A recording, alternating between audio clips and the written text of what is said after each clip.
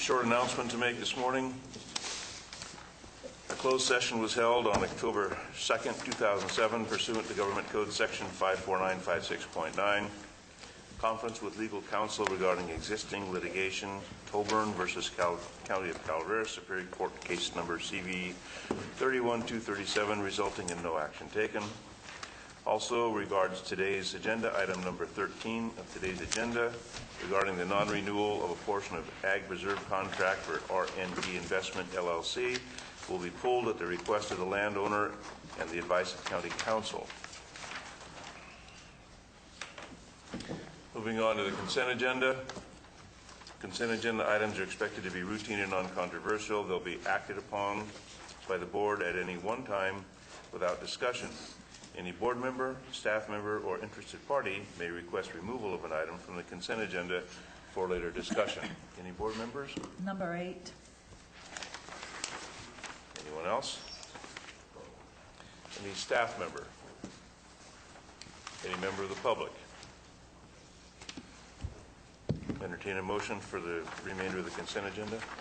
So moved. Second. It's been moved and seconded. All in favor?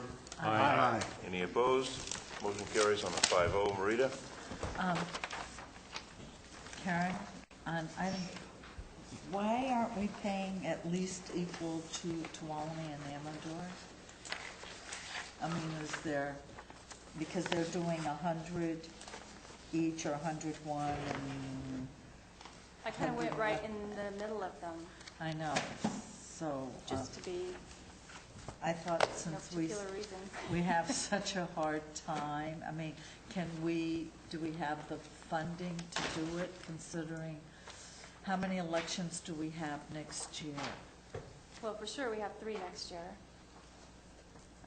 in 2008. Right. I just thought that we could raise it somewhere in there because I knew we could handle that amount of money. We could raise it higher if you would like to. That would be fine. I'm sure the poll workers would love that. And if we need to, we could come back to you at another time if we run out of money. Well, considering I know we have problems sometimes recruiting, just talking about recruiting, is there any way we could do half-day? And, you know, we've talked about we it have before. not been able to figure out how to really handle that because the law requires you to have the same poll workers present at the opening and the closing of the polls. So if they came in for 3 hours or 4 and came back for 3 or 4, and I just know how often the election officer calls us to try and find people, but considering it's usually they're there for about 14 hours a day, I'd like to move that we change it to $100 for inspectors and $85 for clerks. I'll second the motion. All in favor? Aye. Any opposed? Motion carries. Thank you very much. You may have to come and back I'll for thank you on behalf of the poll workers also. Yeah, I think you may have to come back for funding, but see what you have. You know. Right. I mean, Yeah, we'll work within, if we can, we'll work it within the budget, of course. Okay, thank you. Right. that's fine. Thank you, Thank Karen. you, Karen. Moving along to public comment. Anybody that wishes to address the board on item not on today's agenda? Mr. Rusk. I think I'm all alone this morning. Good morning. My name is Darrell Rusk. I live at 101 Melcher Lane in Burson. And I think it's been a good week for America. I know it's only Tuesday, but yesterday, an American Navy SEAL received the Congressional Medal of Honor from Afghanistan. There have been between 10 and 12,000 police and fire personnel protecting people and homes and property generally throughout Southern California. That's something to be proud of. And this morning, a few minutes ago, the space shuttle went up safely. So that's all I had to say. It's a good morning. Thank you, Darrell. Thanks, Bill. Morning. Yesterday afternoon, I advised the board chair and admin that we were... Mr. Sir, would you please Oh, identify Dennis yourself? Downham, Sheriff. Sorry, always forget that. We had a request from state OES to deploy 6 people and 3 vehicles to Southern California. We put the team together. About 7:30 last night, state OES called, asked us to stand down and be on standby. So that's our status right now, is we're still on standby. If we do deploy people out of the county, I'll certainly advise you again. Quite frankly, what's going on down there just seems horrific. And I'm surprised they haven't pulled more resources on the law enforcement side out of here, but they do have 3 of the largest police departments in the United States down there too. So, but if we are finally deployed, I'll certainly let you know. Dennis, are they taking any CAL FIRE engines from Calaveras or Tuolumne? They've pretty much stripped everything out of Northern California that they can strip out. We're still manned, we still have protection, but I think they've taken just about everything out of Northern California they can take. I was just going to throw it. I flew into L.A. yesterday from the east in Albuquerque, and then flew out an hour later. Unbelievable smoke. I'm guessing 50 miles away it was like flying through clouds. I literally could not see out the windows. And as you take off at LAX, you can see towards Malibu because it kind of routes that way. Just burned. And I worked there for years. I've never seen anything like that. It's amazing. We were told by OES yesterday that the fire that's burning near Pomona, the front on that fire is 40 miles wide. Ooh. And about 500 square miles of burn so far. We'll let you know. Thank you, Dennis.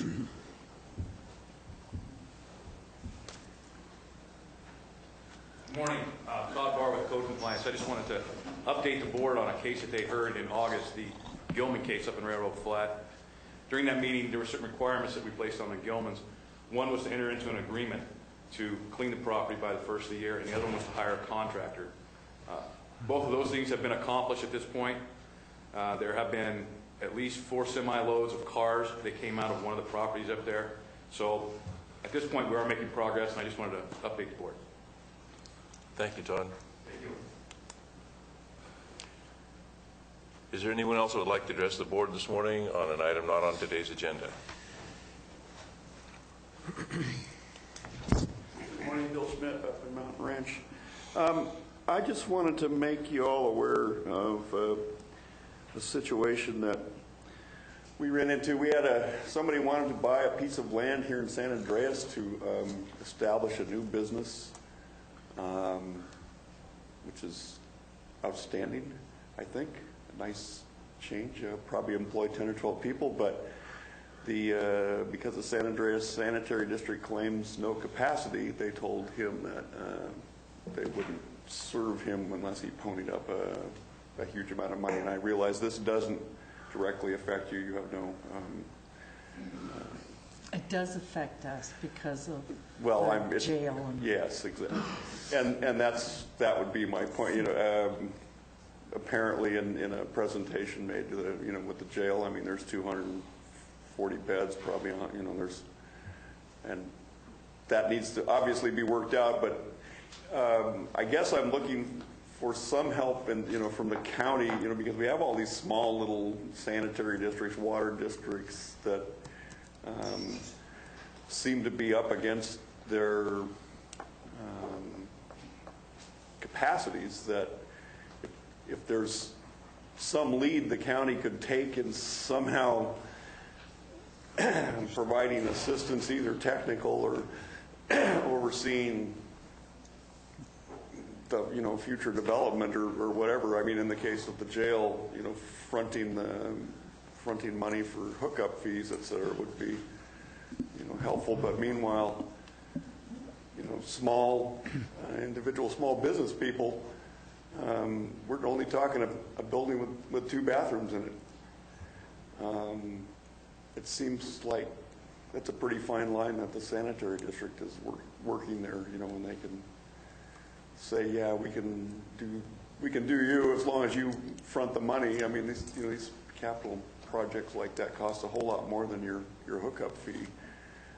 But you know, I don't know what. Yeah, well, and Saddleback as well. I mean, there's other things out there that are bigger, but I just want you to be aware that, you know, there's just one guy up. He'll probably end up in Amador or Tuolumne County, and there's once again the story of our life in Calaveras County. So it's still happening out there, and if we can pull together somehow as the county, that'd be cool. I have no idea in terms of solution what to recommend, but life goes on. Thank you, Bill. Stephanie? Good morning, Stephanie Moreno, Director of Community Development. I just wanted to respond to that a little bit. This afternoon at 2 o'clock, we're doing the general plan update visioning session with the board, and there'll be an opportunity for the board to talk about some of those very issues and how they want us to address them in scope of the general plan update, both with relative to the number and size of the existing water and sewer districts in the county, but also from an economic development standpoint. One of the top community issues that came out of the visioning sessions that we did with the community, the early ones, was about economic development. So there will be an opportunity to maybe brainstorm this afternoon on those issues and take some community input. Thank you. Is there anyone else who would like to address the board on an item not on today's agenda? Okay, we'll move along to item number 10, discussion and possible action. This is bringing back ordinance for adoption, the 2007-73, county-initiated zoning code, Title 17, text amendment, zoning building. So move the adoption, waive reading. How rude. Second. Stephanie? Hi, Stephanie Moreno, Director of Community Development. I have no comment. It's been moved and seconded. All in favor? Aye. Any opposed? Thank you very much. Should have asked the public. Well, you were in such a hurry. I am in such a hurry. Just calm down, will you? All right, we'll be in recess until 9:30.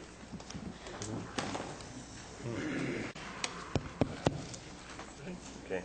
Call the meeting back to order. We'll move along to item number 11, discussion, possible action regarding minute order upholding the findings and recommendations of the Administrative Hearing Board regarding case 07-11 of Jack S. Gray for property located at 7133 and 7101 Struckman Lane, Mountain Ranch, California. Good morning, Todd Barr with Code Compliance. This case actually started in 2003 and it's been on for about 4 years now. There was a point that Mr. Gray actually, right after he purchased the property, that he cleaned it up and it looked pretty nice. And at least the one down the lower property. That property now has basically turned into a trucking yard. There's about 5 semis out there with for sale signs in them and a whole bunch of heavy equipment. And then the upper property also is a truck yard. There's got several truck cabs and heavy equipment, things like that. At this point, no progress has been made towards compliance.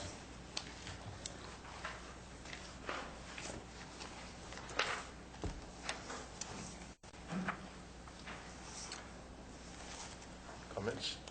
Yes, this would be in my district, and we have been working for some time along that road to get various properties cleaned up.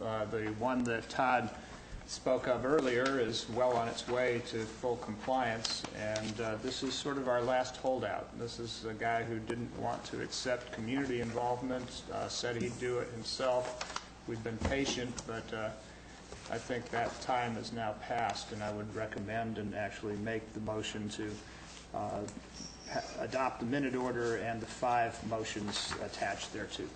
Second. Any further discussion? Okay, is there Mr. Gray or his representative here today? Well, all in favor? Aye. Aye. Any opposed?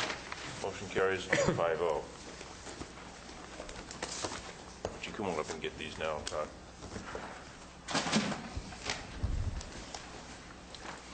Thank you. Nice pictures.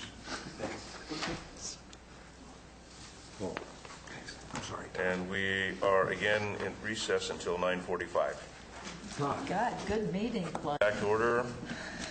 We're moving along to the 9:45 portion of the agenda with the Environmental Management Agency and Department of Agriculture. This is a series of recommendations to the Board of Supervisors for non-renewal California land conservation contracts. And so I'm going to let our Ag Commissioner, Mary Mutz, start off with item number 12. Mary? Good morning. As you can see, I have items 12 through 19 on the agenda. However, item 13 has been pulled. Before I start, I'd like to hand out the Agricultural Advisory Committee report. The Agricultural Advisory Committee did have a meeting on Friday to discuss these various topics that are on the agenda. And I will review their recommendations verbally as well as that we have a written copy. And there currently is a written copy in the board's packet. Item number 12 is regarding county-initiated non-renewal for California Land Conservation Contract number 243. This contract was established in 1995 with 47.5 acres. It had a very small amount of agricultural productivity, 4 acres of apples. It had some trout tanks, spring water, a horse barn. The majority of this property is timber. In 2005, another party bought the property, the Kubinex. And since 2005, the Kubinex have not had any agricultural productivity on the land. In the past, the ag productivity, the first few years when there was the trout farm, there was about $4,000 worth of agricultural productivity.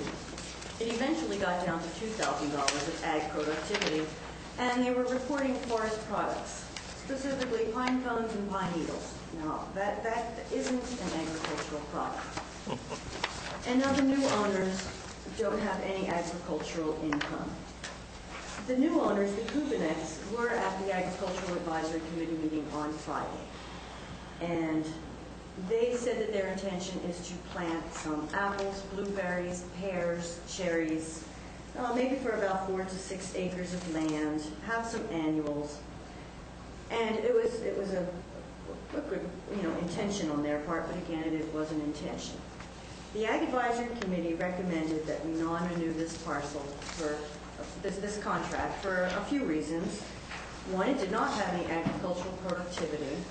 And secondly, it is only 47.5 acres. Now, an agricultural preserve, the piece of land needs to be 100 acres in size. It has to be 100 acres to have a preserve, unless it is unique. 40 acres of timber, I don't know what is unique about that. But it needs to be 100 acres for a preserve. Then there is a contract on top of the preserve, and our requirements are 50 acres for a contract. So, for some reason, I do not know why, this piece of land was put into a contract and it was determined that it met the requirements for a preserve, but according to state statute, it does not. The Kubinex were told that in the future, if they felt they met minimum standards, if they felt their ag productivity was up and running, they may apply for a contract.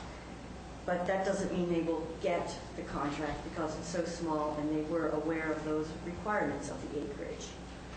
So the Ag Advisory Committee recommended to the Board of Supervisors that you non-renew this contract, and I'm here to ask that you approve the minute order authorizing the chair to non-renew this contract. Do you want to take these one at a time, Bill and Mary? Or do you want to... Yeah, I thought about grouping them, but some of them are a little different, so... you want to take them one at a time? Yeah, we have the time, so... Okay, is this a public hearing? Where are we? No, it is not. No. Okay. You might want to ask if somebody... First of all, I want to ask if there's a representative for the Kubinex here. Very well. Comments? Seeing none, then I'd move that we approve the non-renewal of this contract number 243. I'll second it, but I have some questions of Mary. Maybe it's also board policy. To get an ag preserve under the state, you have to have 100 acres. The board has dropped that to 50 acres under certain conditions. And that's what I'm hearing from you. And in this one, if I remember back, it also had to do with harvesting water. I wonder whose district this was in. So, I mean, but forgetting all that, forgetting this one particular one, I bet you'd like to. Did you drink that water, Marie? yeah, I did. Well, that explains your behavior. I mean, if the state law says 100 acres, now the board can say 50 acres, they do get the tax benefit on the 50 acres. And we have talked about boutique farming in Calaveras, where you need less acreage and you could do apple trees, pear trees, vineyards, and so forth. I mean, is this something maybe we should revisit in a study session? Because this would be very frustrating to tell people, well, you can apply, but there's no guarantee. But there's always no guarantee. But, you know, is a half an acre something that we should die on the sword on? It's too close for comfort. I'd kind of like to revisit this because it is very significant for those people. Not just these, but any others in the county.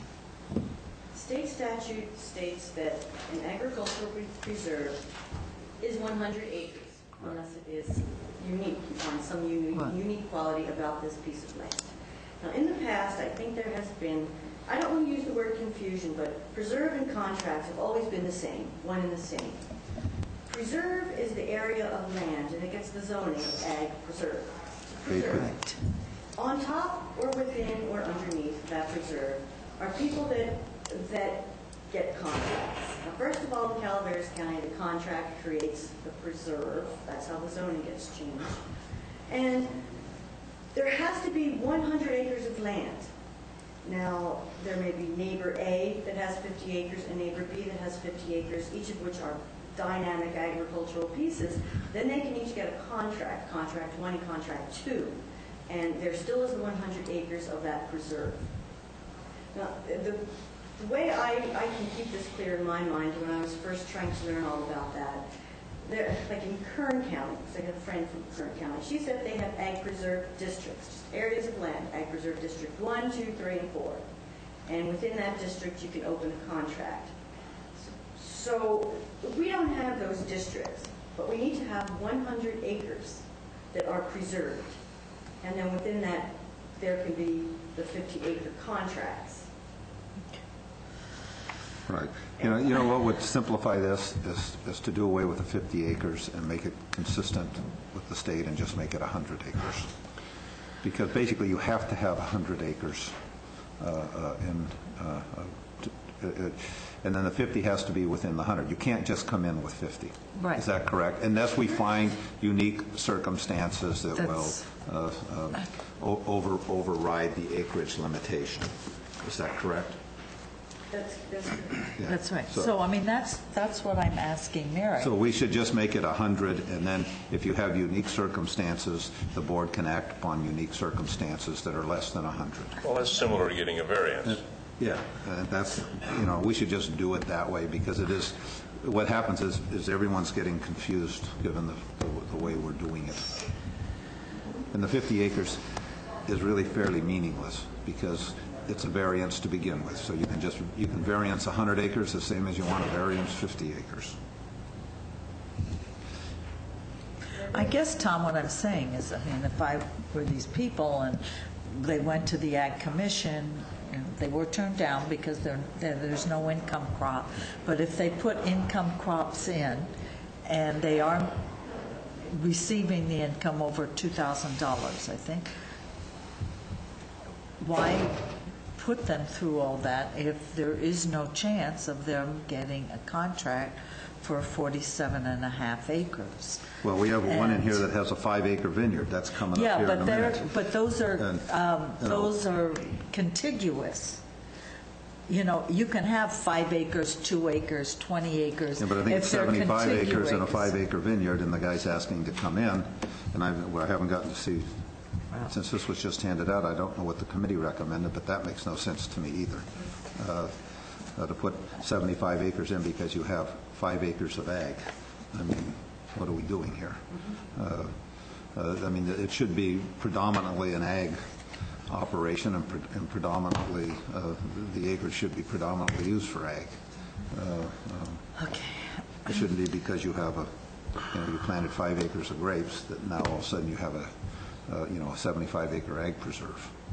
Okay, I want to just You know, call for the with your question on 6,000 square this. foot home and your 4,000 square foot. We're probably not through having this Yeah, discussion, so... if I don't could weigh in think for so. just a minute, I do think it makes sense that we talk about this as a board and that we try to, as Marita's suggesting, try to get some general guidelines and purposes set forward. There really are different farming interests in this county. There are 4 different ag organizations that have merged together in a coalition, but it's clear that there's small farming interests, there are large ranching interests, and our job, I think, under the whole purpose of the Williamson Act was to preserve as much agricultural activity and farmland as possible. So the question is, how can we reach those goals in the kind of topography with the soils and the conditions that we have?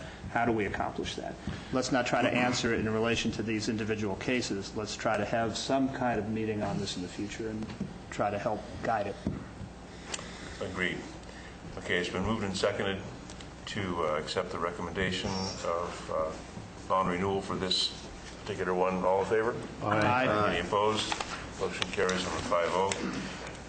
As Mary mentioned, item 13 has been removed from the agenda, so we'll move along to item 14. Item number 14, 15, 16, 17, 18, and 19. I am going to attempt to cover them as one. Before you do that, you gave us your handout, but you didn't show us the vote at the bottom. So Yeah, how did that's people not vote clear. on this stuff? You showed it for the first one, but you didn't show it for the second one. I don't know. It doesn't look like you showed it. None of them have votes on it. Yeah, they do. Well, then there's one here, a couple have votes, and there's another one with a vote, another one with a vote, another one without. First two The third from last and second from last page have votes, so we need to know the votes on these, if you can remember. Oh, okay, on this one. Mary, I inferred that they were all unanimous, but they don't seem to say. Let me ask Sean. Mine should. They were all 5-0. Well, but 4 or against, that's, All the motions passed 5-0, is what she's telling you. 5 in favor. Yes, 5 in favor of the action determining contract. Yeah, it just doesn't say that in okay, but we have some, I know, but that's what she's clarifying. that's what I'm asking. So the one we're doing right now, which is item 14. Which is item 14, it was approved in a 5-0 vote. 5 in favor. 5 in favor, Okay. 0 opposed, recommend that the board non-renew Okay. California Land Conservation 157. Okay, that's fine. We'll just do them one at a time then, since we're taking them one at a time. Well, I think it would help if I just gave a bit of history on some of this. Yeah. I passed out a colorful map to you, just right now. What I'm talking about with the next two agenda items are the El Dorado Ranch and the mountains. So these are all contiguous. They are all contiguous. Back in 1974, the Sherwoods established this ranch, this preserve, this contract with 758 acres. In 1985, Mr. Campbell and Mr. Getty bought the property. And sometime around 2004, 2005, they started doing various boundary line adjustments to come up with the configuration that you have before you. Currently, it is owned by 5 private parties. This one contract has 5 private parties owning this contract, working under this contract. It is not in compliance with the terms of the Williamson Act. So right now, the property is owned by the DeFreitas at the top, underneath Grafer, Truman, Bowman, and Bishop. Mr. Truman is in the audience today to answer any of your questions also. So to begin with, Everyone in this entire ranch, all these 5 property owners have had contact with my office. I have explained to them their options, that they can non-renew the contract as it relates to their land. They can try to enter into a contract, a brand-new contract with their own ag productivity, and if they meet the standards, they will get the contract. And from DeFreitas, Grafer, and Bishop, I received no information back. So the committee recommends that the Board of Supervisors non-renew contract number 157 as it pertains to the property owned by DeFreitas. That's about 124 acres. It is now 4 parcels. 157. Contract number 157 is the original contract number. Okay, and it's 59.5 acres, which I don't see on here, right? Okay, sorry. Follow the agenda. Bishop, the Agricultural Advisory Committee recommends non-renewing Bishop. Okay. That is not consistent with The Agricultural Advisory Committee also recommends non-renewing Grafer and non-renewing DeFreitas. Okay. I messed up the order again. Okay.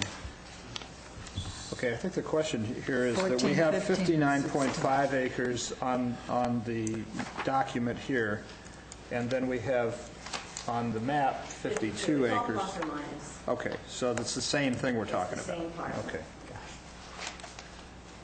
And this is, the 59 acres is just vacant land, correct? I may have heard that they have some goats running around out there. Okay, well, I mean grazing land. It's not orchard or vineyard or. Correct. Okay. Okay. Well. But they did not put anything in regarding their current agricultural activities as a separate entity. Correct. Okay. Well, I'll make that motion then. Then I second the motion. Okay, any further discussion This is to non-renew. on these 3? Is that correct, Mike? Boy, you want to do all 3? Okay. Okay, non-renew on all 3. DeFreitas, Grafer, and Bishop. Correct? 14, 15, and 16. And again, just to repeat what you said, I want to make sure I'm clear on it. None of those 3, after being appraised of the opportunity, submitted anything relating to current agricultural activities on their separate parcels. That is correct. Okay, so they're Then I'll non-responsive. make that motion for the 3 then. And I will second that. Okay, it's been moved and seconded. All in favor? Aye. Any opposed? Motion carries on a 5-0. Item number 17, Ronald Truman, he's in the room here. And his property is the blue property on your map, approximately 106 acres. Now, Mr. Truman submitted an application for a contract. And on his application states that he has 101 acres of range, 40 acres to be leased for 20 head of cattle, and this was discussed at the Ag Advisory Committee meeting. How can you have 20 head of cattle on 40 acres? And Mr. Truman stated he had 65 or 70 acres cleared by now. He claims to get some income from the lease. He is building a house on the property, and there is a shop on the property. 1,000 square feet of the shop is, he's living in it now. I do believe he's still living in it, but when he moves into the home, it'll either be for caretaker's residence or guest quarters. The Agricultural Advisory Committee recommended that the Board of Supervisors enter into a contract with Mr. Truman for his 106 acres. And if there's no further discussion, being in my district, I'd like to make that motion to approve. I have some questions, but go ahead and see if you get a second. Okay, then I'll ask some questions, Mr. Chair. Yes. Okay, this is one that sort of caught my attention, because basically you have 106 acres, which is just over the 100-acre limit. We have a 3,300 square foot house on the property, 1,000 square foot shop area with an apartment for guest quarters on it. You know, if this is going to meet the minimum income requirements, it seems to me that that land would have to be almost basically entirely productive. I mean, it can't be 40 acres of clearing and 61 acres of brush. Is this entirely cleared? Is it an entirely productive piece of ground? I was on the site, and I think Mr. Truman could answer that. I was on the site February, I believe it was, and he had done some clearing in areas. Yeah, but is the whole thing cleared? I mean, is it all productive? Because there's no way you're going to make, Not to my knowledge, there's brush on it. $2,000 is the minimum requirement. If you went out to lease land for cattle, that's $20 an acre. There isn't very much land in this county that rents for $20 an acre. I mean, it would have to be very productive if there's not some other use. And if you have, 60 acres cleared, you're not going to make, I mean, you're going to have it all cleared and all productive to make those kind of Mr. income Truman, would you like to requirements. approach the podium? Would you, Here, you need would to you come up please to the- come up to the microphone? Foot. He has a broken foot. Oh, I'm sorry. Never mind, tell him to sit. You can sit there. I'm sorry. I didn't realize you had a broken foot. People are we? I'm pretty mean, I know. Thank you. I apologize. Just identify yourself for the record, please. My name is Ron Truman. The land in Mountain Ranch, unfortunately, there's some very steep canyons and creeks and such as that. So all my property will not be able to be completely cleared to run cattle on. I am, at the time, brushing as much property as possible. I anticipate to have probably 70 acres when it's totally all finished. This whole thing got brought to us rather rapidly, and that was the fastest I could do to try to meet the ag preserve requirements. It was fencing and making it accessible for cattle. We, as Mary stated, your intentions are not what you plan on doing actually don't hold any regard, because you say you're going to do it, but is it in the ground yet? We do have plans of olive trees later. Like I say, they're not in the ground now, so why even bring it up? But we do have other intentions to bring more ag to that property.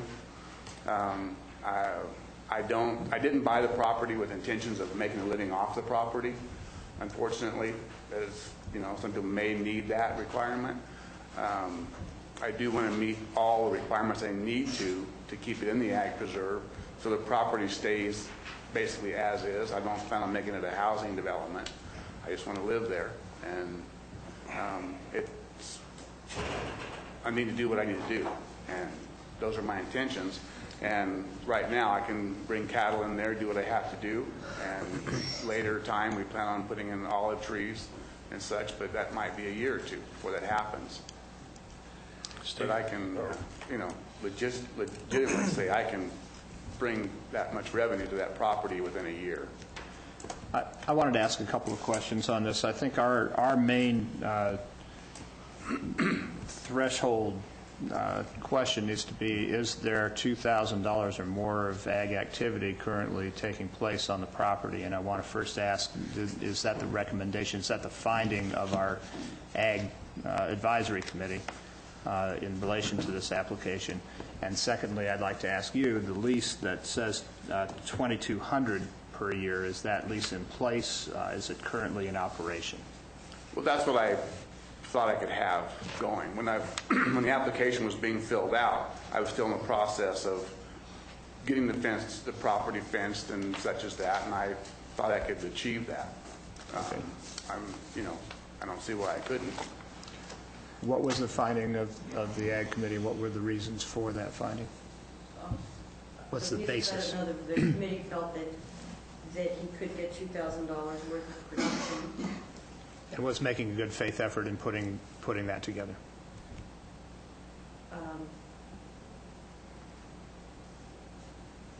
I don't know. No, I can't answer that one. Okay. They didn't have any kind of comments. There was not that he was making a good faith effort. Was this a 5-0 vote by the commission? Yes. Well, I mean, you have down here like 40 acres could be leased for approximately 20 head. Well, sir, that's when I first had writ the application out, and that's how much property I had. Is the property entirely fenced at this point? Yes. Okay. Do you have corrals and working facilities there? Yes. What I have is temporary panels for a corral situation, the livestock panels. Well, I think this is pretty marginal, quite frankly. And I mean, even if you had 70 acres cleared, you're basically talking $30 an acre. You know, there isn't anybody renting, unless it's irrigated ground, is paying $30 an acre for rent. The dry land pasture. Well, sir, like I mentioned, that was just when I was told what I have to do, which was just less than a year ago, this is what I started to initiate to try to get this going. And I do have more plans to continue with the ag preserve, to bring that up. But the board's position has always been the income level has to be met to approve the application. It's not that something's planted or that when I finish my improvements in the future, then I will meet the income requirements. The policy of the board has always been, because we've been burned so badly by so many intentions that we put in the ag preserve, is that the income levels and the conditions for the contract have to be met before a contract will be granted. And frankly, I have a hard time thinking that those conditions are met at this time. They may be met in a year or two, and that would be, in my opinion, the time to apply for a contract when you can clearly establish. Well, this property that I own for years has been on the ag preserve, and all they've been doing is running cattle on there to meet those requirements. I don't know why it's changed now. Just because it's lesser than we've changed a lot in the ag preserve. preserve from where we once were, and the smaller, more marginal ones are getting a lot more scrutiny than they used to. Because we have people coming out. I mean, are you wanting to have this all like a residential area only? You don't want to keep in the ag preserve yourself, or I do? No, but I think the point is that there's certain criteria that have to be met. Now, I'm trying to do that. We're not going to keep the ag preserve if the perception of people is that it's being used and somebody's putting something in the ag preserve and building a 3,300 square foot home and a 1,000 square foot barn with an apartment on top, and now they're in the ag preserve and they're paying a lot less taxes than others. I mean, there has to be a clear agricultural purpose with clear minimum standards being met, not to be met, but being met. In my opinion, when the board puts something in the ag preserve, because if there's a perception that it's being abused for residential purposes, then we're going to lose support in the general population for what we're doing here. And I understand that. And I'm a strong advocate of the ag preserve. When I applied to the county to build a home in the shop, I was never aware that any of this was even in effect. The county approved all my plans, my permits. I was never told I needed to have an ag thing. So I could have built a lot smaller home, but at that time, no one brought it up to me. I even couldn't. Or why were you building a home so big on an ag preserve? Well, on an ag preserve, we have a limit on the square footage of a home, do we not? Correct, and no one even told me that. Is it 2,500 or 3,000? I think it's 2,000. It's 2,500. It has to be necessary. Here, speak into the mic so people can hear. Sorry. The home has to be 2,500 square feet, and it has to be, if it's not necessary for the operation of the ranch, if it's incidental to the operation of the ranch, all those structures are limited to a total of 2,500 square feet. If it's necessary for the operation of the ranch, then there can be as many structures as big as they need to be for the operation of the ranch. It must be necessary for the operation of the ranch, otherwise there's a limitation. Okay, well, 3,300 is obviously more than 2,500, and 1,000 with half of it being, I guess, an apartment, maybe half being agriculturally oriented, if you're going to keep equipment in it. I don't know quite what equipment you're going to keep in there other than hay that's going to support cattle on 100 acres. Can we give our planning director, Mr. Selman, an opportunity here? He seems to... Mr. Chairman, Robert Selman, planning director. Slight dispute with the ag commissioner, just technical matters. There's not a limitation in size within the codes. That's why a 3,300 square foot house could be permitted.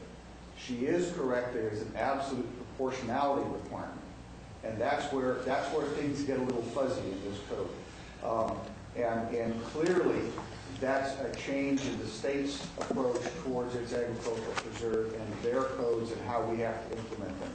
Our zoning ordinance just allows, housing or farming and so on, or buildings that support farming consistent with our zoning ordinance, which is the published code. The contract is the part and the requirement for proportionality that makes the commissioner's job difficult at this point, because at some point, yes, there is that proportionality requirement under the contract, and that's where we're going to get into this kind of contract. So again, it's these conflicting ordinances. Well, we're talking about a contract here. We're not really talking about county code. code. Under contract. That contract still is in place. Okay, what's before us is a contract. No. Yes. If we did nothing, he would still be in the ag preserve, as I'm interpreting it. It's. Go ahead. If you do nothing, I'd be asking for the county to initiate a non-renewal. Say that again? Nothing isn't an option. He either needs to open his own contract or we non-renew that piece of property that Mr. Truman owns. Okay. I'd like to weigh in on this if I can. Sir. Okay. Supervisor Tryon brought up an issue before that we have to draw the line. If it says 100 acres, we ought to keep it to 100 acres, and let's forget anything that's 50. Here's one that's 100 acres. We have a gentleman standing here saying that he's made the investment. He's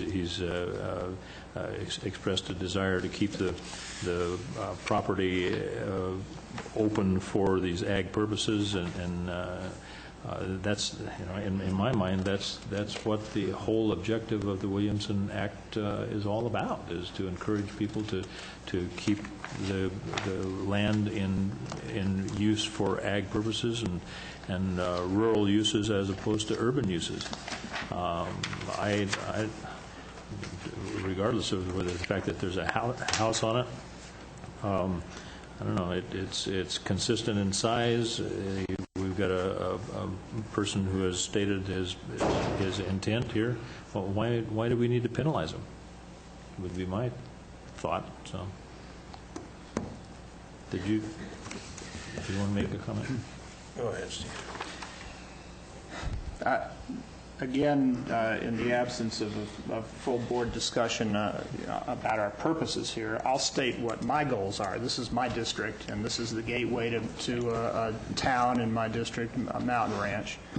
This is a historic ranching section of it. This is one of the preeminent ranches, and it's being divided up. The question is, what's the future of that? And it seems to me one of the things people like about District 2, you look at McCollum Hill, you look at Mountain Ranch, Sheep Ranch, other towns up country, it's the working landscapes around them that make them give them a lot of the quality of rural life that people expect.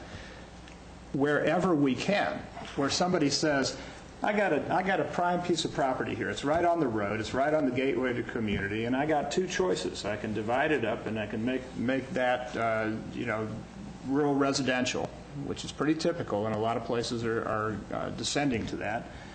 Or I can preserve it, and I'm willing to do that, and I'm willing to commit to that. To me, it's a pretty, given the wishes of the people in the area, and given the sentiment of the property owner, and given the fact that it qualifies and that we've got a 5-0 recommendation, Doug Jostes is the guy I rely on to make recommendations on this topic, and he's been a pretty straightforward guy over the years on this. I'm not going to second-guess that. I feel it's a worthy policy goal to keep at least some portion of this, and especially here on the visuals going into Mountain Ranch. Seems like those rolling hills would be best dotted with cattle than 1 acre subdivision. So I again make the motion to accept the recommendations of our Ag Advisory Committee and hope I can get a second this time. Second. Any further discussion? Yeah, let me just give my final comment. And I will not be voting in favor of the of the motion for two reasons. Number one, I think we're, again, violating what we said we wouldn't violate, and that is that the income and the production has to be established prior to the application. I don't think we have anything before us that would establish that the minimum income limits have been met in any historical manner whatsoever. Secondly, the application as presented is a clear violation of the requirements of the Act, and that the square footage of the house and the apartment substantially exceed the 2,500. I thought it was 2,000, but maybe it's 2,500 square foot requirement for a contract. I don't think we should be approving a contract that's in clear violation of the rules of the contract on its face. I would only close by saying the State Department of Conservation is the one that watches the Williamson Act. They are now going out to counties and doing audits, and when they find that there's violations of the terms of the contract, they're fining counties. They're not necessarily fining the people that have submitted paying contracts that are, in their opinion, that violate the conditions of the contract on their face. They're fining counties. So, when this thing gets audited and the county ends up paying a fine out of the general fund for approving a contract that doesn't meet the state requirements, I think that is not going to be, to put it mildly, a good situation. And I think we're probably already looking at some contracts, which is one of the reasons, finally, we're getting around to cleaning up all these contracts, is because the state's going out and doing audits and fining counties. So we're trying to clean them up, and now we're approving one that clearly violates the conditions of the state rules for contracts. So I am not in favor of this action. Was that a boo-boo on the county building department for issuing me the permits on the ag preserved land then? Can I just respond to or weigh in on this, because I have the statute here in front of me. It's an addition. It was added to the Williamson Act a couple years ago, Section 51250, and it's created a tremendous amount of confusion. And the point is that there is no limitation of 2,500 square feet. That number is mentioned in the statute as a trigger for increased penalties in terms of the property tax penalty that comes into play if there's a violation. But if the contract itself is a legitimate ag contract, there is no limit on the size of the farmer's home. And I think that's where there's been a lot of confusion over this. So there is no, the Williamson Act does not say how big a farmer's house can be. It just says if the contract does not otherwise qualify, then a home, or actually it's not just a home, a structure that exceeds that square footage has some significant consequences. So I think that's the reason for the confusion. I don't think it meets the minimum requirements that are before us today when we're approving it. That doesn't mean it won't meet it next year or the following year, but it does not meet it at this time. Well, I do have one additional question based on Tom's concern. This has been part of a ranch that's been considered by the county up until this time a whole. We don't know what pieces of it are productive, what pieces are not. Wouldn't it make sense to presume until proven otherwise the continued productivity of the land, and if he comes back with having failed to meet the $2,000 in this coming year, that would be the time for non-renewal? And wouldn't that be the most appropriate action we could take? That's an option. That's an option you can take. Okay. Mary, let me ask you to clarify things for me. The recommendation here is to rescind a portion of the original Preserve number 157 and simultaneously enter into an independent original ag preserve for the Bowman property. For Truman.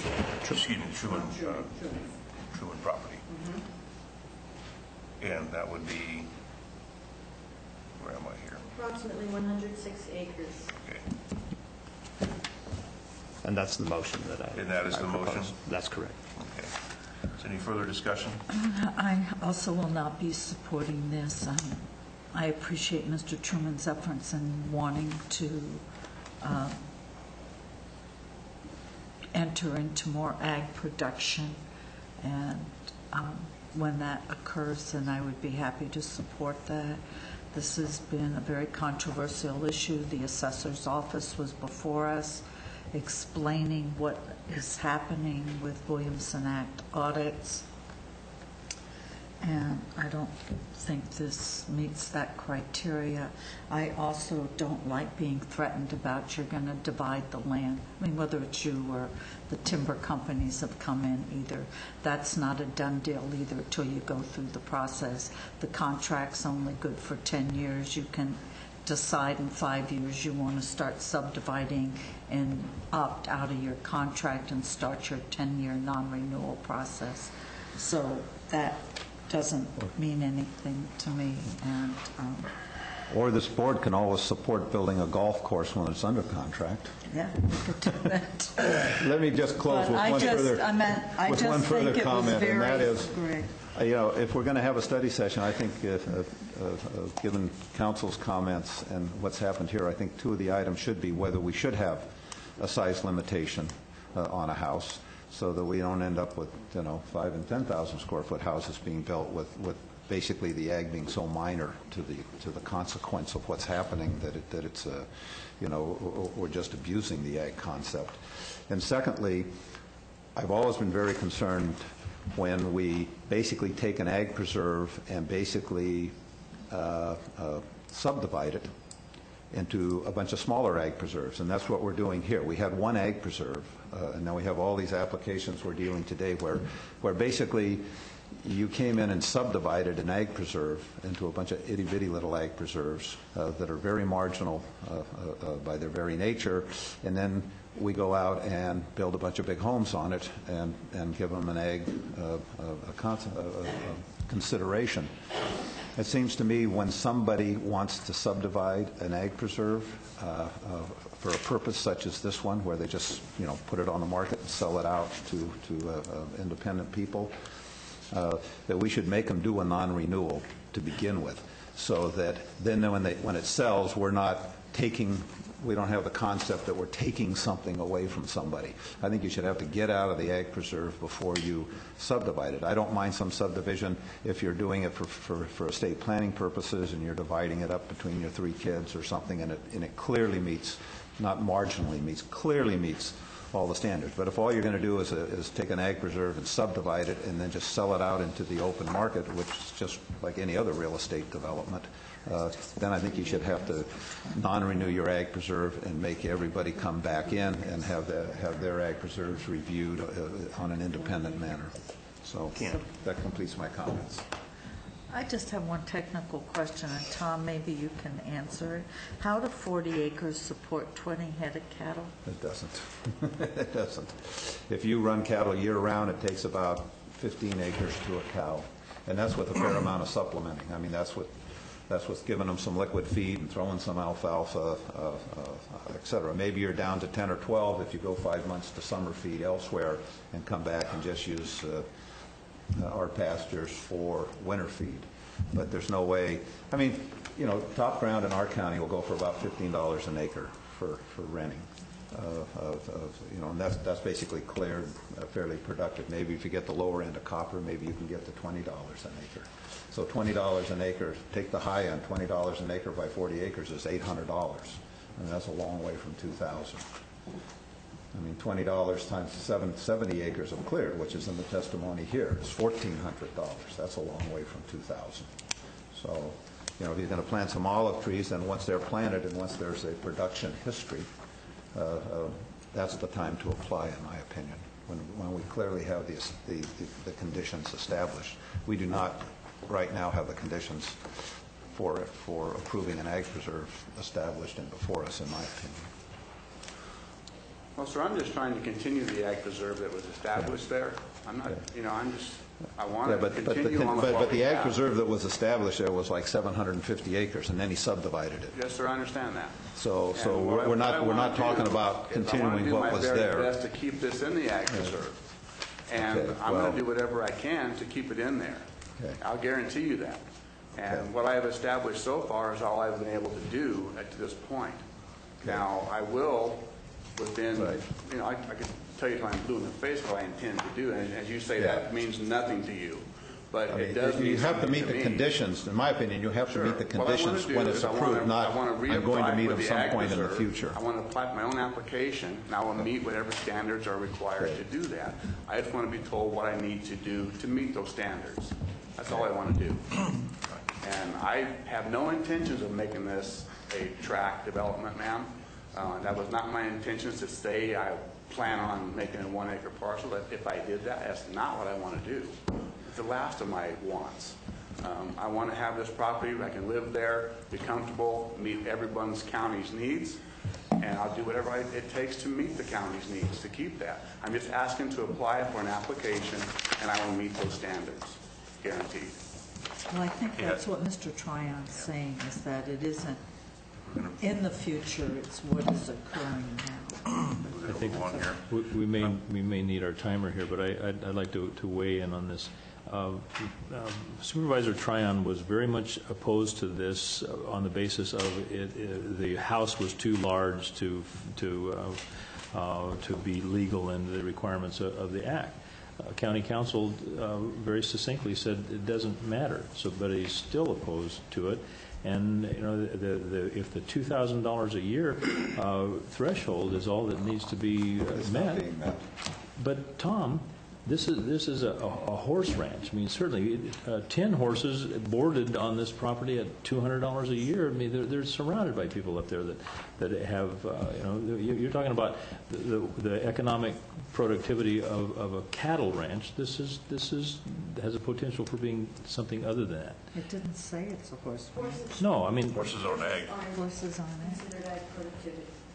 We don't know. It'll take a year to determine whether he meets it or not. But He's that's just starting it out. when we should entertain it. Well, I mean, we shouldn't entertain it except when that we this don't is, know. but this is already in, so the I benefit can of see the we're doubt. not going to Yes, come to let's an agreement here, so call the question. I'd like to make a few comments myself. And I have to say that I am not in agreement with simultaneously entering into the new contract. I am in favor of rescinding the old contract. I agree with the theory that this contract was entered into for 740 acres as a cattle ranch, the Sherwood Ranch, as a matter of fact. Now that it's been cut up into 5 parcels, in my opinion, each of those 5 parcels would need to qualify for a contract, even though they may contiguously be over 100 acres, even the Bishop parcel, which is only 59 acres. I'd like to see Mr. Truman have his contract, but I think that Mr. Truman should do like anybody else that wants to come into the system and have a contract and make application. And if he qualifies into that application, it really shouldn't be any problem at all to do so. So I will be supporting the rescinding of the contract 157, and I would encourage Mr. Truman to make application for his contract number 302, but I'm not supporting it happening simultaneously. I don't think that's an option for the board, unfortunately. This provision for rescission says that the parties to the contract can rescind and renew, but rescission is not, by itself, is not an option under the Williamson Act. So what is? If we don't... You can rescind and renew a contract, or you can just take no action on this, and Mary will have to bring it back for a non-renewal. Oh, very well. Okay. And Can we then, not non-renew it today? did you present the papers for that? I can have them this afternoon. Yeah, the other option would be to non-renew it today, and then he could apply for his own contract at a later date. Okay, so to non-renew would be a rescission and non-renewal, or just non-renewal? To non-renew just is essentially a 10-year notice. It starts the wind down of the contract.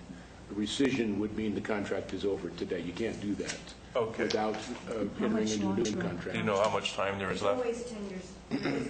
Oh, from the start of when, that's right, rolling. So I would, if your desire was to non-renew it, I would ask that the board authorize, approve a minute order authorizing the chair to execute the non-renewal on this part. Okay, well, we have a motion and second before us, so let's take that vote, and then we'll come back. Okay. If it's appropriate. Refresh the motion. The motion was to approve the recommendation of the Ag Advisory Committee and non-renew and then renew a portion as proposed. And this, we have a second? Yes. Okay. All in favor? Aye. Opposed? No. No. Motion fails, 3-2, or 2-3. Then I would make the motion to non-renew the contract that's before the board. Is that correct, Jim? Yeah, that's correct, yeah. Approve the minute order authorizing the chair to And the execute. gentleman needs to understand, once the criteria is met, he can come back and reapply. Second. Okay. All in favor? Aye. Aye. Opposed? No. That motion carries on a 3-2. And the last two items are similar to Mr. Truman's. They have to do with Mr. Bowman. Mr. Bowman owns a total of approximately 130 acres, plus or minus. He has approximately a 50-plus acre parcel and a 70-plus acre parcel, and he requests to enter into two contracts. Item number 18 on the agenda. Mr. Bowman wants to enter into a contract for that approximately 51 or so acres, 5 of which are in graves. He claims to have 35 acres of land out there for goats, an estimated harvest of $25,000 from his graves. He does have some structures on the property, a pole barn, fence as well, septic, and his proposed building is a home, a winery, wine tasting, and events. This was all listed in his application. The farm advisor states that this is a productive piece of ground for the vineyard. The Agricultural Advisory Committee also recommends the board enter into contract with Mr. Bowman for this 50-acre piece. A complication is, if the board enters into contract with this 50-acre piece, eventually there will be no other ag preserve land around this, and it will be a 50-acre agricultural preserve, not meeting the state statute. That's just another loop I need to... Well, same with the 73 acres, and there's no reason, there's no finding that somehow this is unique, because he can put the 130 acres in and do what he wants. So I don't understand why we're coming with two contracts. I mean, I would approve one contract for 130 acres. I'm not in favor of two contracts, one for 53 and one for 73. I think he needs to bring one contract in. He meets the requirements, and he meets the state requirement of 100 acres, and there's no compelling reason to break off of that, in my opinion. So my question is, it's two parcels, which is Yes. why he wants two contracts. Yes, it is. And on his second parcel, he also claims to build yet another home. I think it has something to do with his son or daughter and the winemaker may live there. The Agricultural Advisory Committee did not recommend entering into a contract for the 73-acre parcel. They felt it was steep land, brushy land, and not suitable for grazing.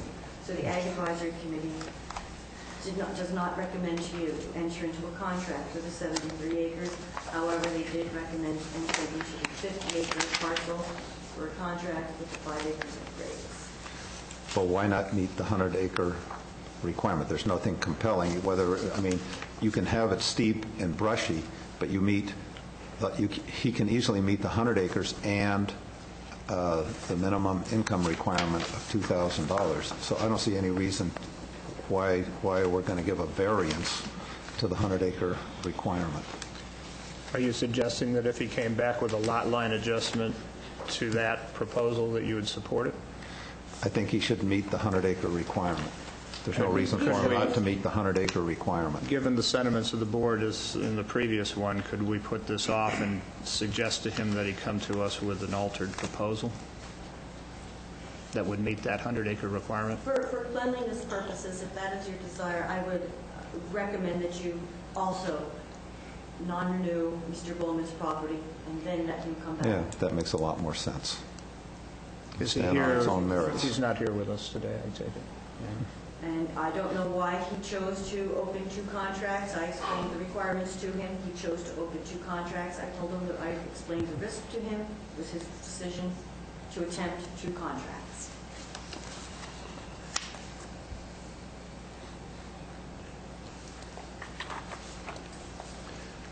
Any further comments or recommendations or motions? Well, I would move that we non-renew both contracts, allow him to come back in and meet the minimum of requirements because there's no compelling reason for a variance. So I move for non-renewal on both those or both those items, 18 and 19, correct? Mary? Okay. Is there a second?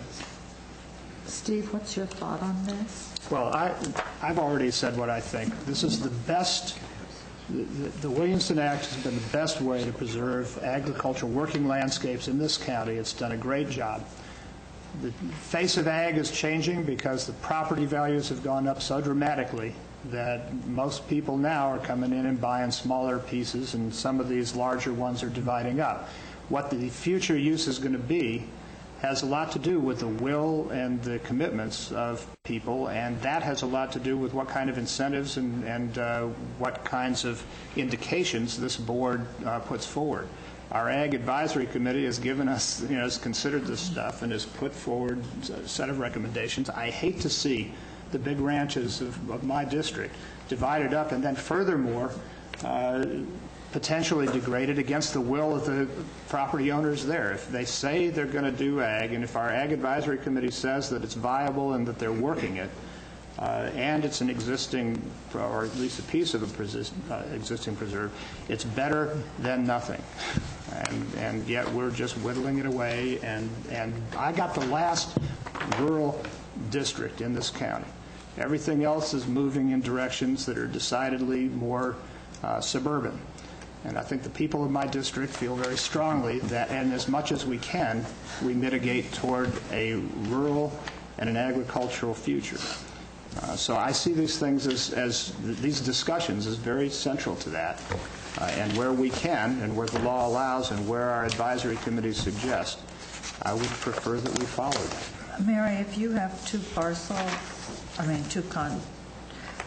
if you have one contract, 100 acres plus, can you build another house on the other parcel? Sure. If you build, council, correct me if I'm wrong, you can have whatever structures you need that are required to run that vineyard or that ranch. If you need a 5,000 square foot house to run the ranch, then you can have a 5,000 square foot house. If you need a 5,000 square foot house for yourself and a 5,000 square foot house for your son to run the ranch, you can have those two homes. But on the other parcel, there is no ag. On the one that they said no to. Correct. So it very well may be interpreted as a material breach of contract if Mr. Bowman builds his home and then builds yet another home, because why do you need two homes to run manage 5 acres? Well, that gets all back into, what Steve's talking about and the purpose of the Williamson Act. And yes, the face of agriculture is changing, but That's a bit the Williamson Act issue, we've had study sessions on it and conversations. I don't know why we're supporting it. It's now down to the 50 acres, and unless the board wants to make those kinds of decisions and more guidelines, I can't support it either. Is there a deadline for our response to this? Can we ask him to consider coming in with 100? Because if we haven't taken action, non-renew and let him resubmit. So we can have an independent. Because non-renew would why just take no action and see whether there's something he can put together that can win a majority support here? Stephanie? Yes, Stephanie Moreno, Director of Community Development. I'm sorry to insert myself at this point, but I really feel that we're at a watershed moment that may not be recognized. Agriculture is one of the single most important land uses in this county, and it is something that everybody here would like to see preserved to keep the rural nature of the county. I think that Steve was right, is that many of our areas are turning into suburban and commuter neighborhoods, and this is important that we preserve ag to the extent that we can. I think that it would be prudent if the board could delay this action today and have it go back to Ag Advisory Committee and have a full discussion with your comments in mind. I would even prefer it on the previous action, because I think that really this is going to set in motion a chain of events that we are not prepared to deal with yet. We as the Land Use Agency haven't dealt with the repercussions of suddenly taking a large number of parcels out of the Williamson Act. I understand that there's been abuses of the system. They need to be corrected. But we're doing a general plan update right now. I'd like an opportunity to take a look at some of these concerns with the Ag Advisory Committee and the Ag Commissioner and see if we can come up with some consensus that you can all support that would give the ability to homeowners to preserve ag land where it's warranted, maybe make changes that are necessary to keep them in contract, meet the minimum standards if we can. I know that the law allows us to go down to much smaller parcels if there's intensive use. There's a lot of new things on the horizon that you can produce on much smaller parcels, and maybe some of these homeowners would be willing to go a different direction if it meant preserving ag. And I would just encourage you to give thought to the decision today and perhaps postpone it. Thank you. Are you asking us to postpone it until after the general plan is adopted? Not at all. I'm asking you to perhaps postpone it until we can get the Ag Advisory Committee together again, and we could have maybe a joint session with them. Maybe we can come in and brainstorm with them about something and come back to the board immediately. Well, what we're talking about is state requirements here. I mean, there's a 100-acre state requirement.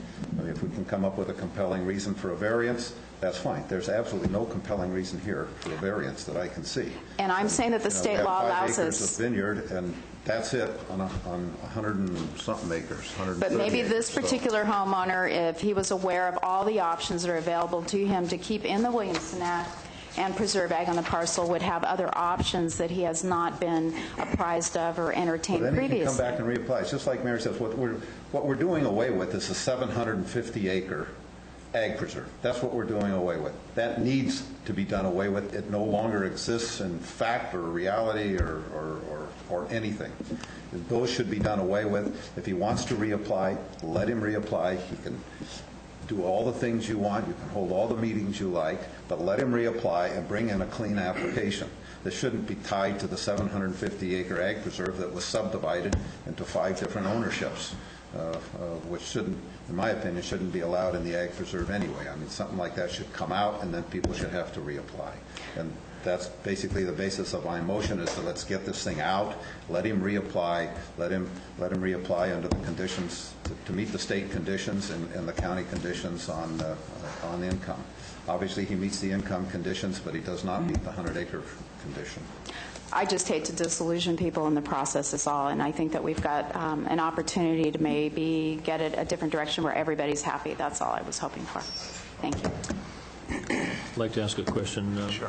Mary, this 73-acre portion of the Bowman parcel there, what is the adjacent land? Is it possible that the adjacent land is under Williamson contract, just to the west of that?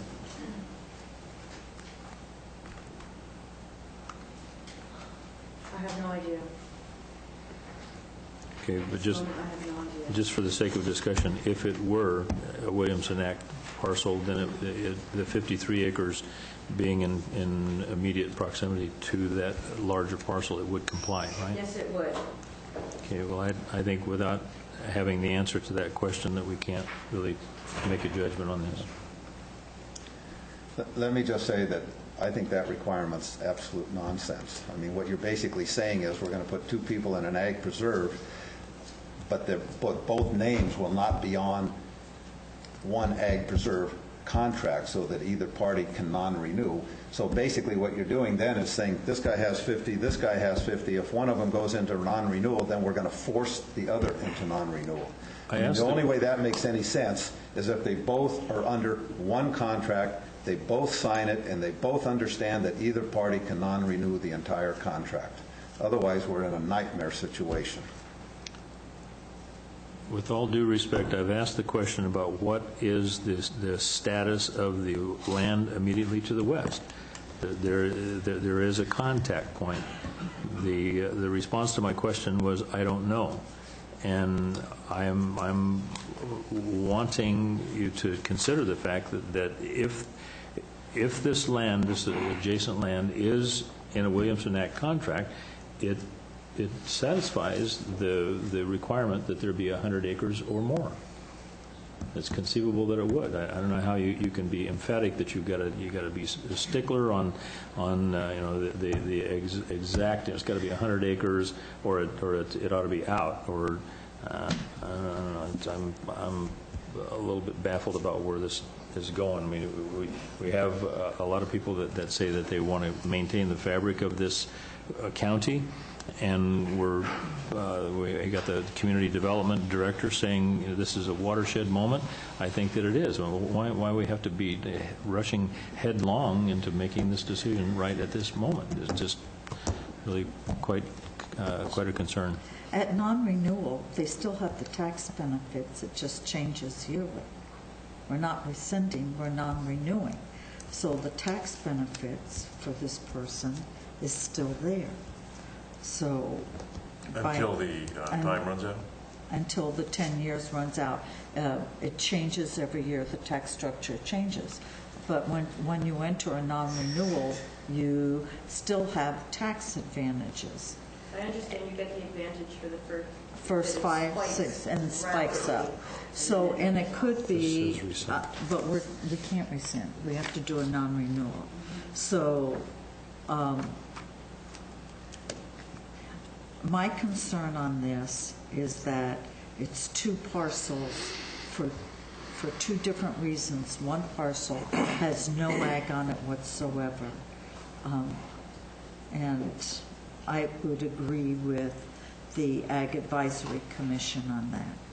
But because for me, I can see where this is going.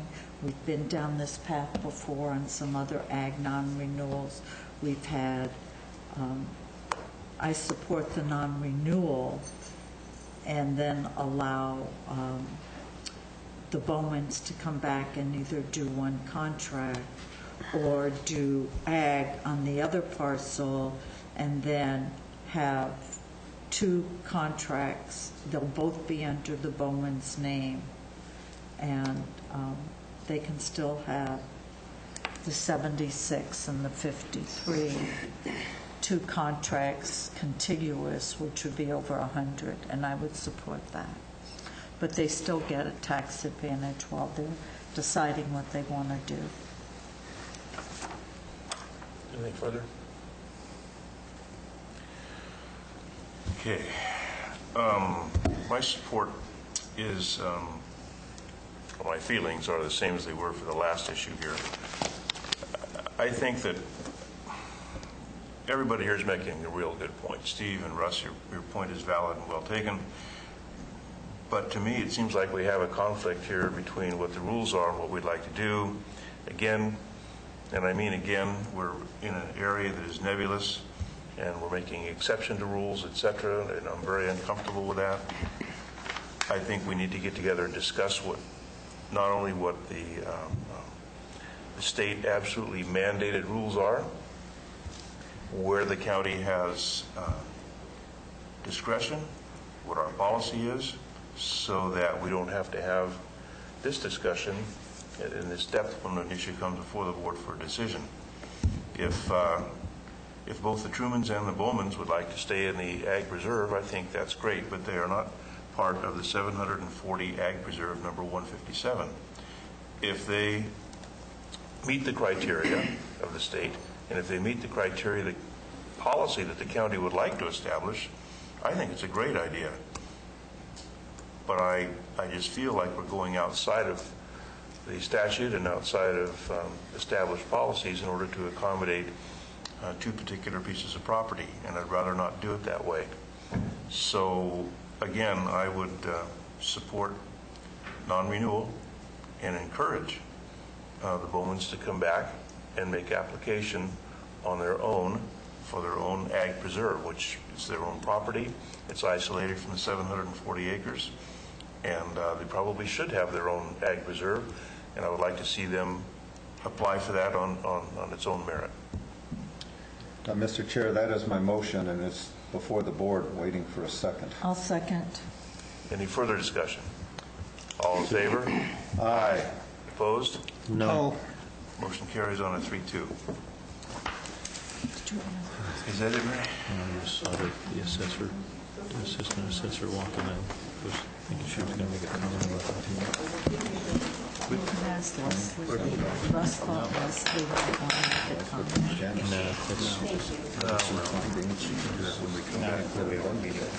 No, that's Thank you, Mary. Let's take a 10-minute break, folks. Sure. Pass out a whole bunch of stuff to the board right away, and then they won't be able to do anything. But we're going to wait a minute here. Mr. Chairman, we apologize for the late circulation. We received these after our staff reports, and we just want to make sure they were into the record. They can be presented, so it gives you an opportunity to see them in advance. It's all right. It's okay. We'll get there.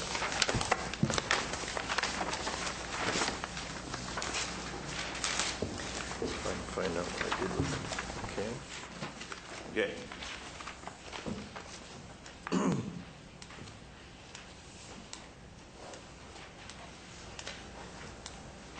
Yeah, I know. Don't even go there. Okay.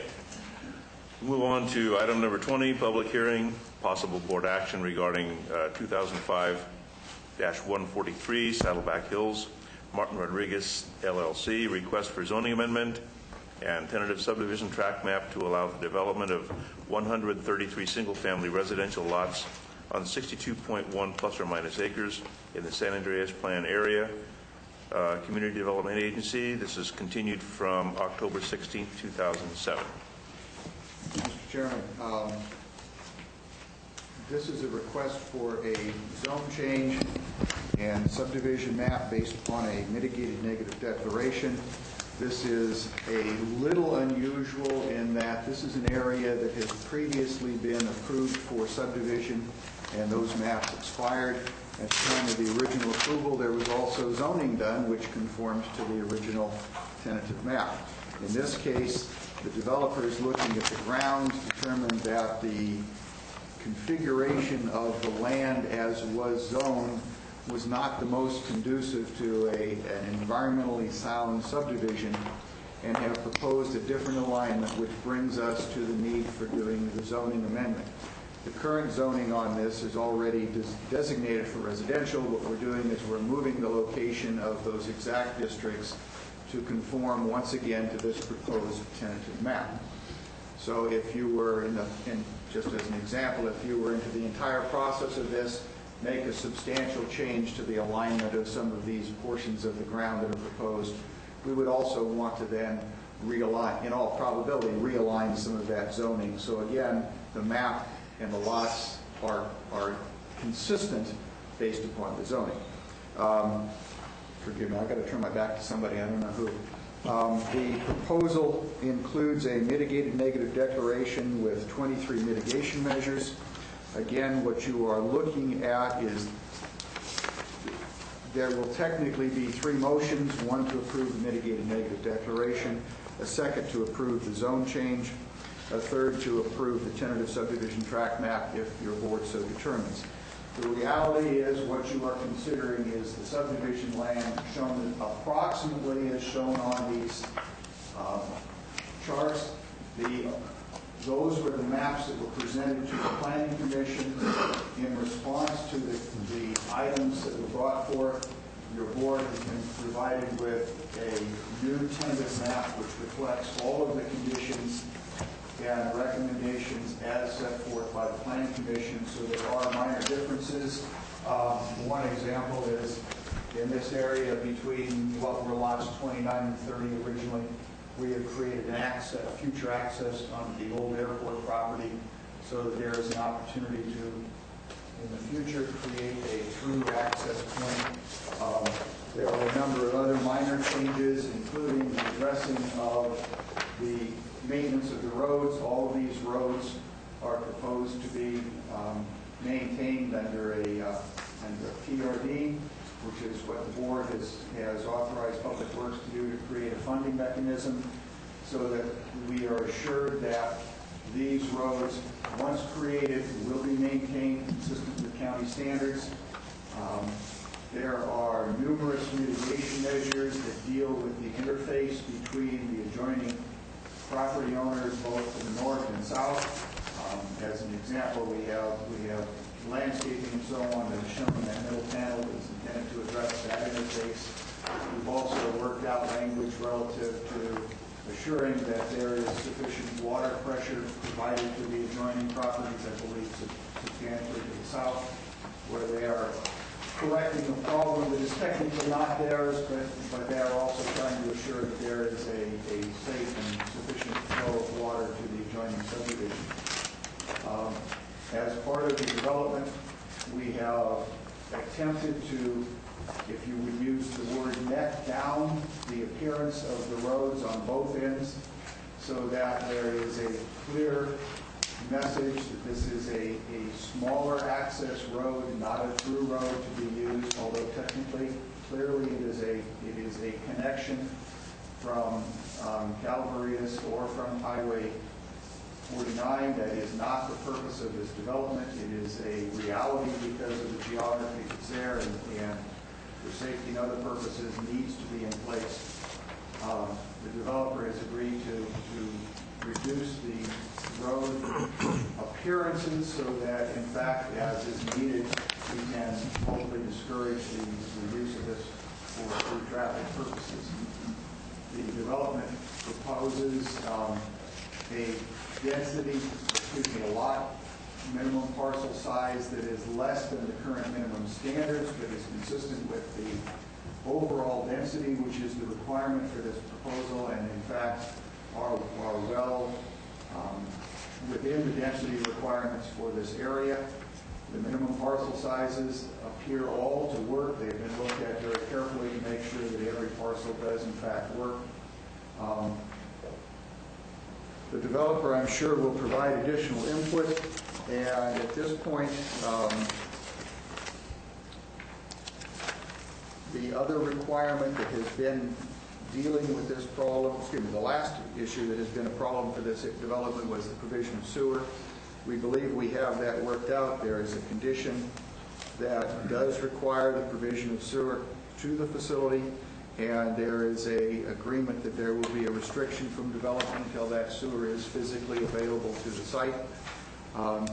There is a requirement that there be improvements to the district, and the map, let me just read this one condition, condition 2-5. Prior to recording the final map, the applicant shall provide written evidence from the San Andreas Sanitary District that there exists sufficient existing capacity to treat, store, and discharge wastewater from the subdivision and its San Andreas facility. On-site infrastructure to deliver wastewater from the subdivision to the water treatment plant site may be secured through a subdivision improvement agreement with security as specified by the county code. But in fact, physical capacity has to be available before this map can go forward. So we believe all of the issues that have been raised have been addressed. I understand that there is always a certain amount of dissatisfaction when there are changes over what the neighbors perceive as the way things are and should be, because they've been that way for a while. But this is an area that the San Andreas Community Plan has long considered appropriate for further development, and this development is consistent with all of the requirements of the county's general plan and the specific San Andreas plan for this area. And subject to public input, staff is going to be recommending approval of all of the entitlements that are requested. So unless you have specific questions, I know that was very brief. I hope I haven't skipped over too much. I would open it to questions from you, or then send it forth to the public hearing and the developer for any additional presentations. Thank you. Are there any comments from the board before we open the public hearing? Well, when you say it's a PRD, then it's in the county maintained system. The county will maintain the road. The county will maintain those portions that are going to be public, which is the main portion of the development, which is, I believe, from this point back. This portion will remain private, but the PRD will cover it, We will set the funding that's required, we will collect the funds, but they will be private roads. Why?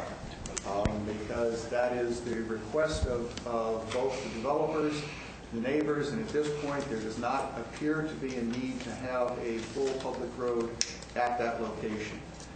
The offers of dedication are already made, actually, on good deal. But that private road will be offered for dedication? Yes, they're all offered for So the dedication. county can take it in at the county's, desire? That's correct. But it will be part of the PRD? It would be part of the PRD. Then who's going to maintain it if it's not the county? The homeowners association for this subdivision will be charged principally with maintaining that portion. Now, there's an existing homeowners association for the property to the south.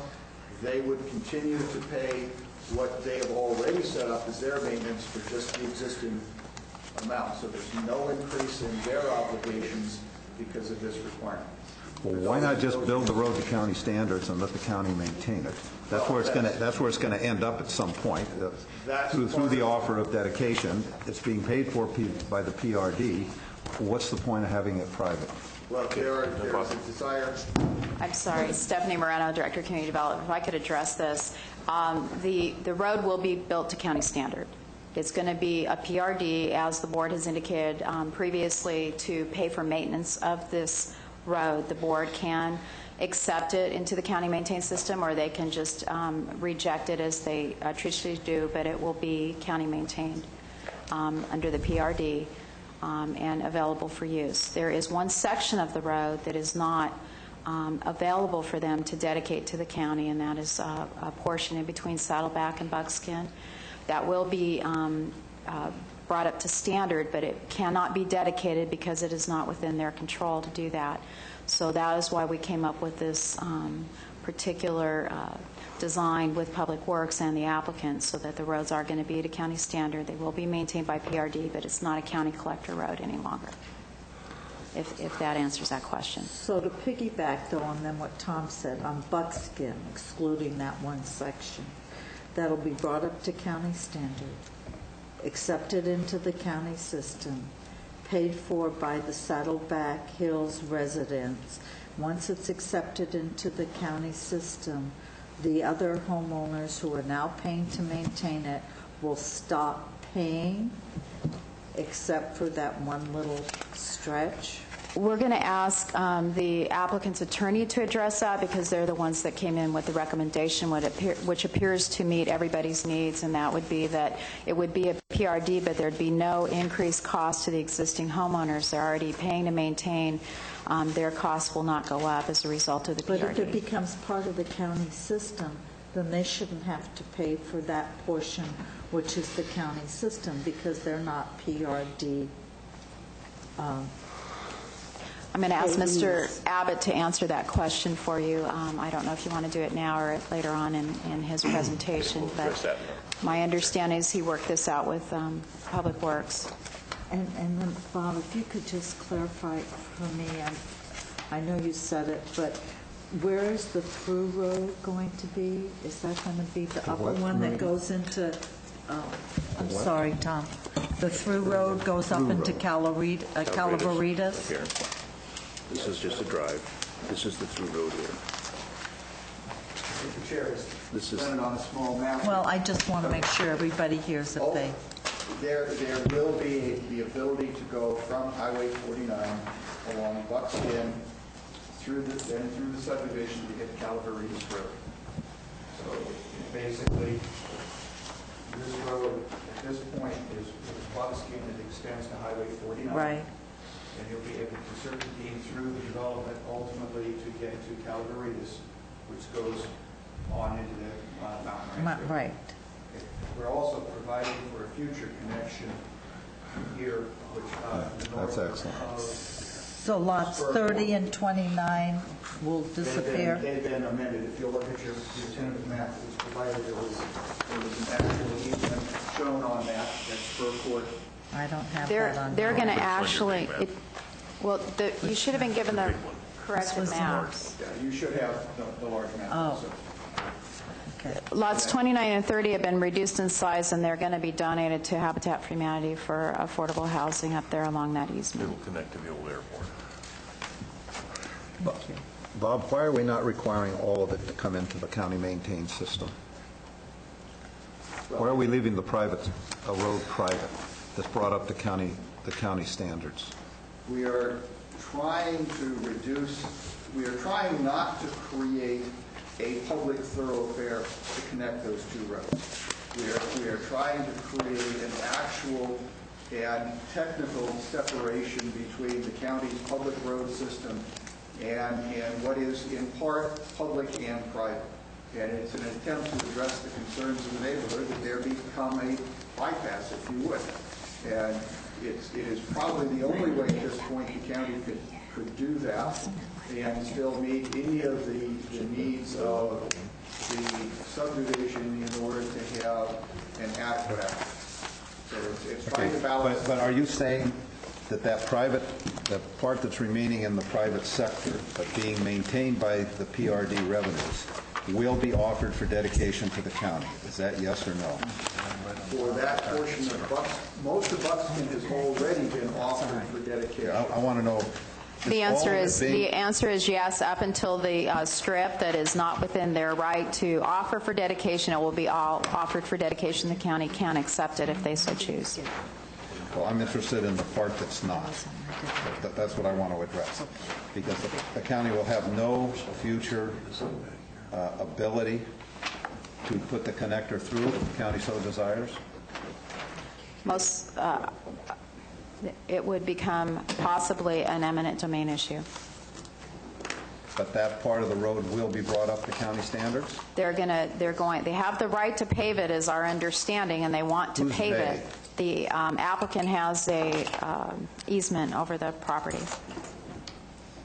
Well, if he has an easement, then he has a right to transfer that easement, his rights to that easement, to the county, does he not? No, he does not. He does not have full rights.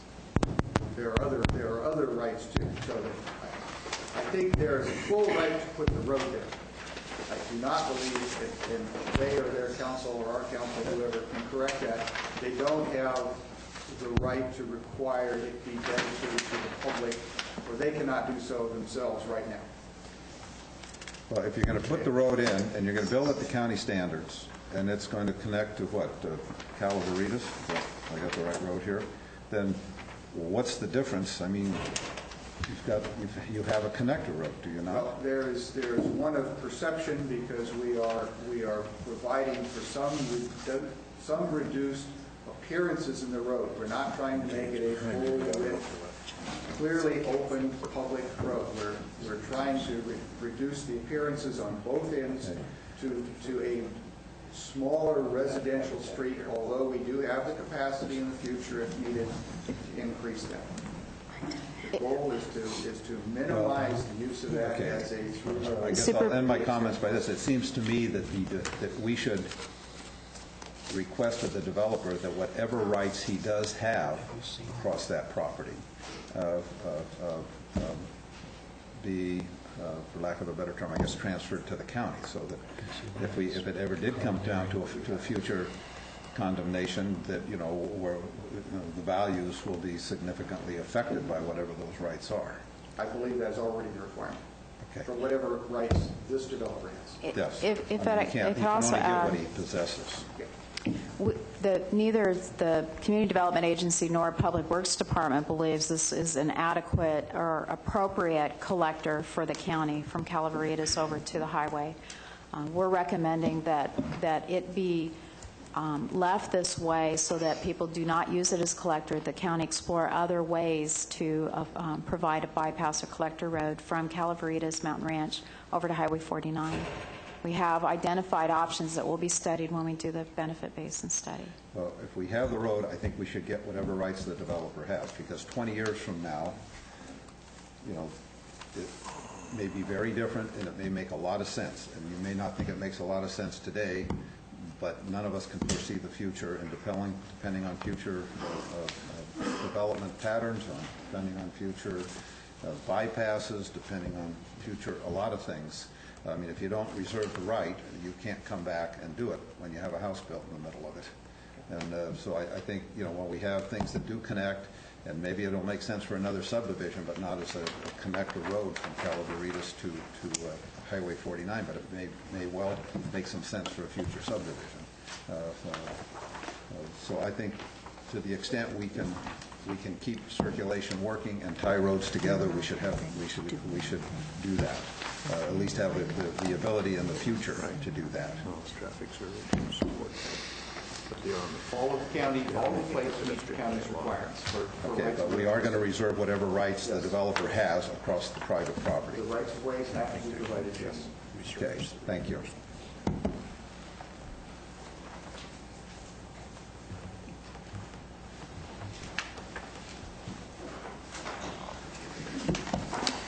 That completes my comment.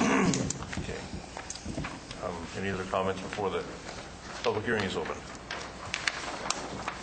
Okay, at this time we'll open the public hearing regarding this issue. I would ask that anyone who intends to or potentially intends to offer testimony or remarks during the public hearing, please stand now and be sworn in all at the same time.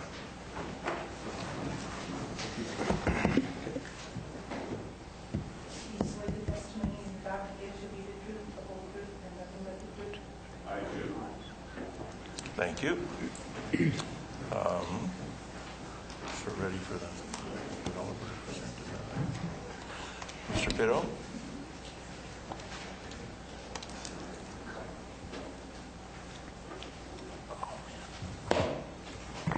Good morning, ladies and gentlemen. I am Roger Pitto, president of Sierra Engineering, which is the applicant's agent for this project. I'll just take a moment to sign in if I could.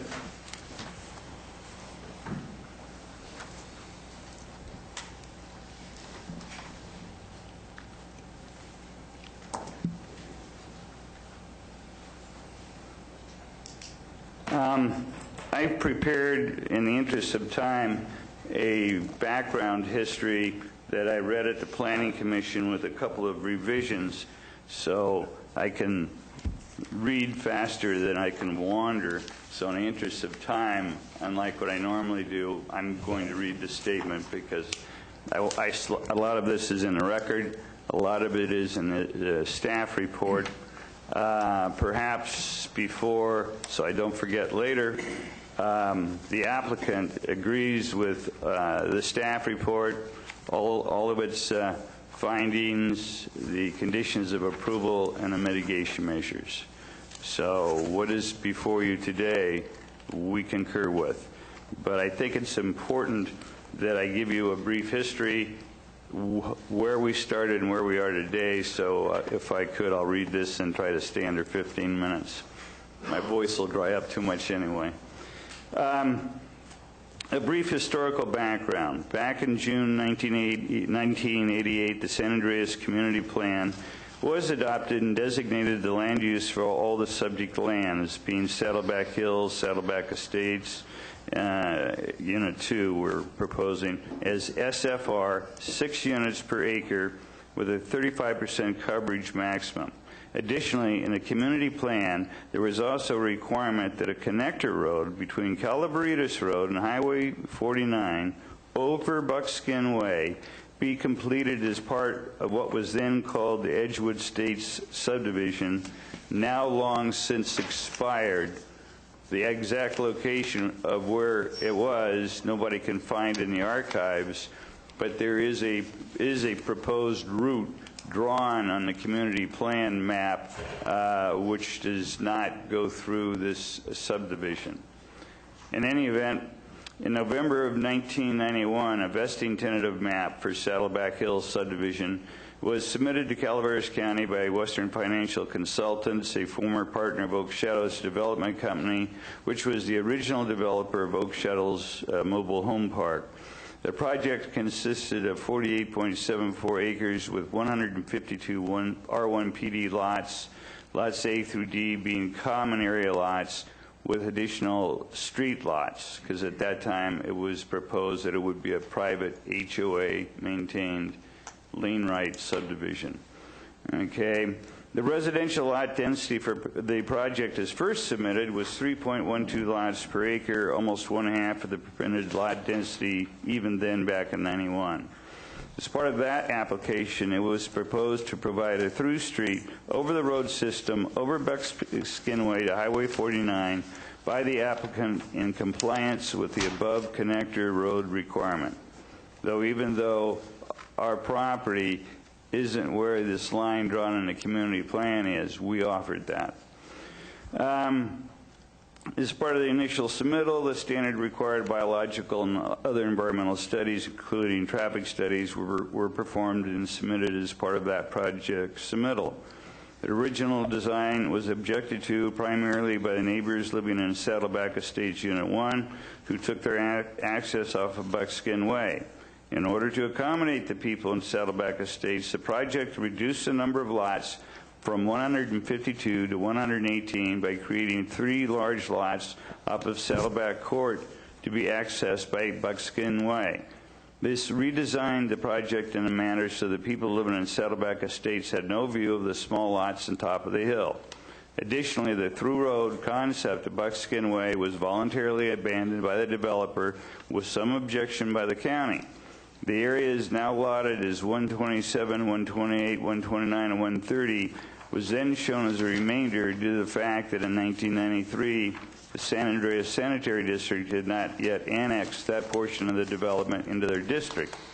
In March of '93, the project was approved as tentative subdivision tract map 91526, zoning amendment 9170, which we're making a minor revision today because a redesign between development area B, and which are the 3 large lots, and development area A, which is mostly comprised of the smaller lots, was slightly shifted. Okay. Subsequently, unfortunately, the owner-developer passed away and the project eventually expired also.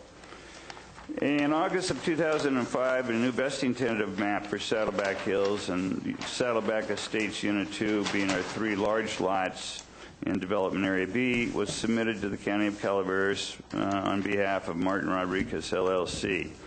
The new map substantially matched the map approved in 1993, proposing no through street to Buckskin Way and Highway 4, and still showing the emergency access gate between development area A, being Saddleback Hills, and development area B, being Saddleback Estates Unit 2, as shown on the 93 approved tentative map.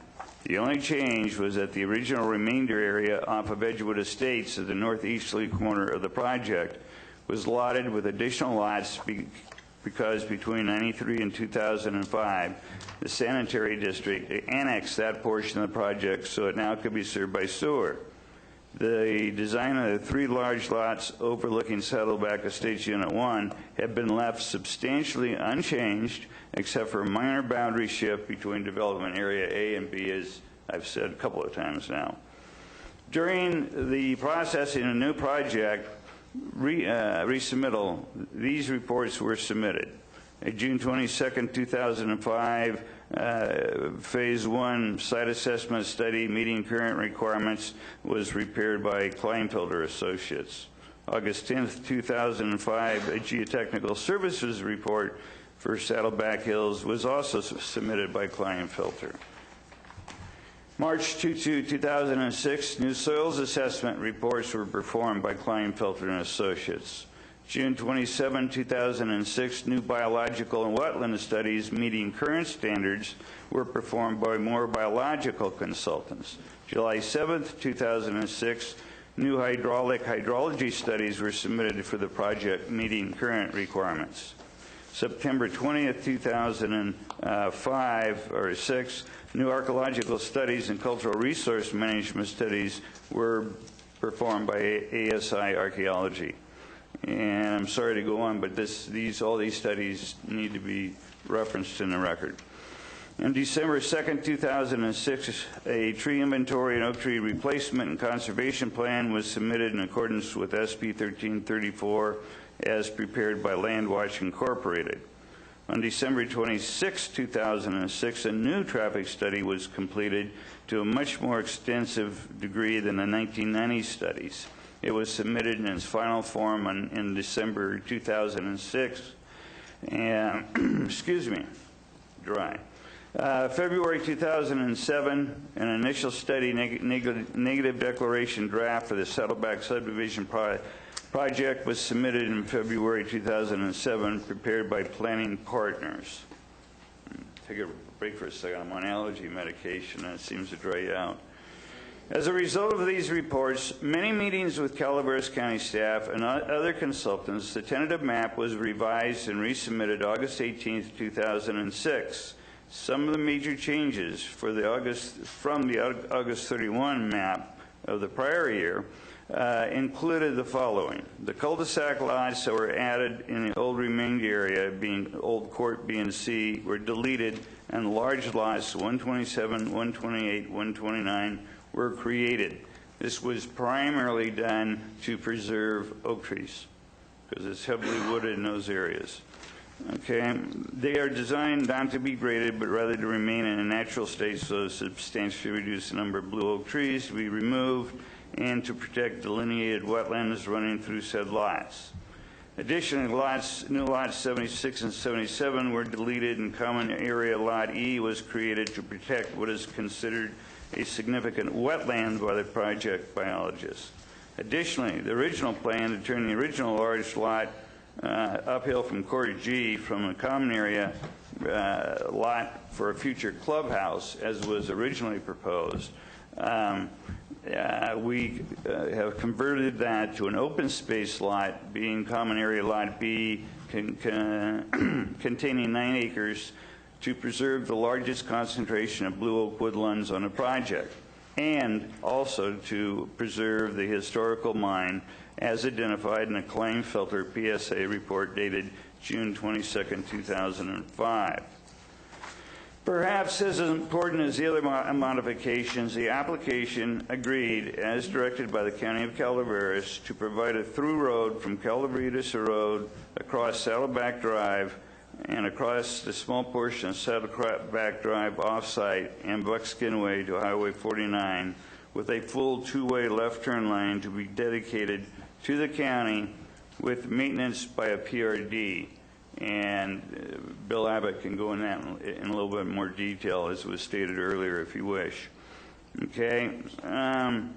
And that was done pursuant to the June 88 requirement, again, that a connector road be provided between Calaveras Road, or Calaveras Road, and Highway 49.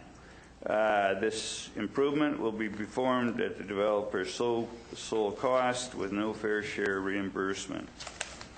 Also, in response to many of the home dwellers in Oak Shadows Mobile Home Park, the pad elevations for lots 1 through 24 were raised an average of 8.6 feet above the elevation of the adjoining mobile home parks, as shown on the August 18, 2006 tentative map, and as detailed on exhibits presented to you here today.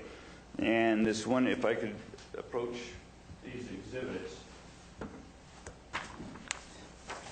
These represent the boundary between Oak Shadows and our north boundary. And what we're doing is we raise these lots 8 feet. We have a 2-to-1 slope.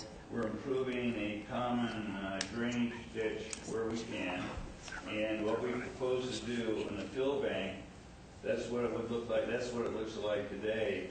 We propose to put in plantings, native and adaptive plants, and what have you, to screen these homes here from seeing these homes here. They may see a little bit of a rooftop, but we've also agreed to limit these homes here to single story. The actual view line from these two people here will be over that fill bank, up overlooking the hillside here that we're living. It's heavily timbered, and we're living it natural, and that's that area right there. So that's one item that we did, and I'll go back to my notes so I don't ramble on. Okay.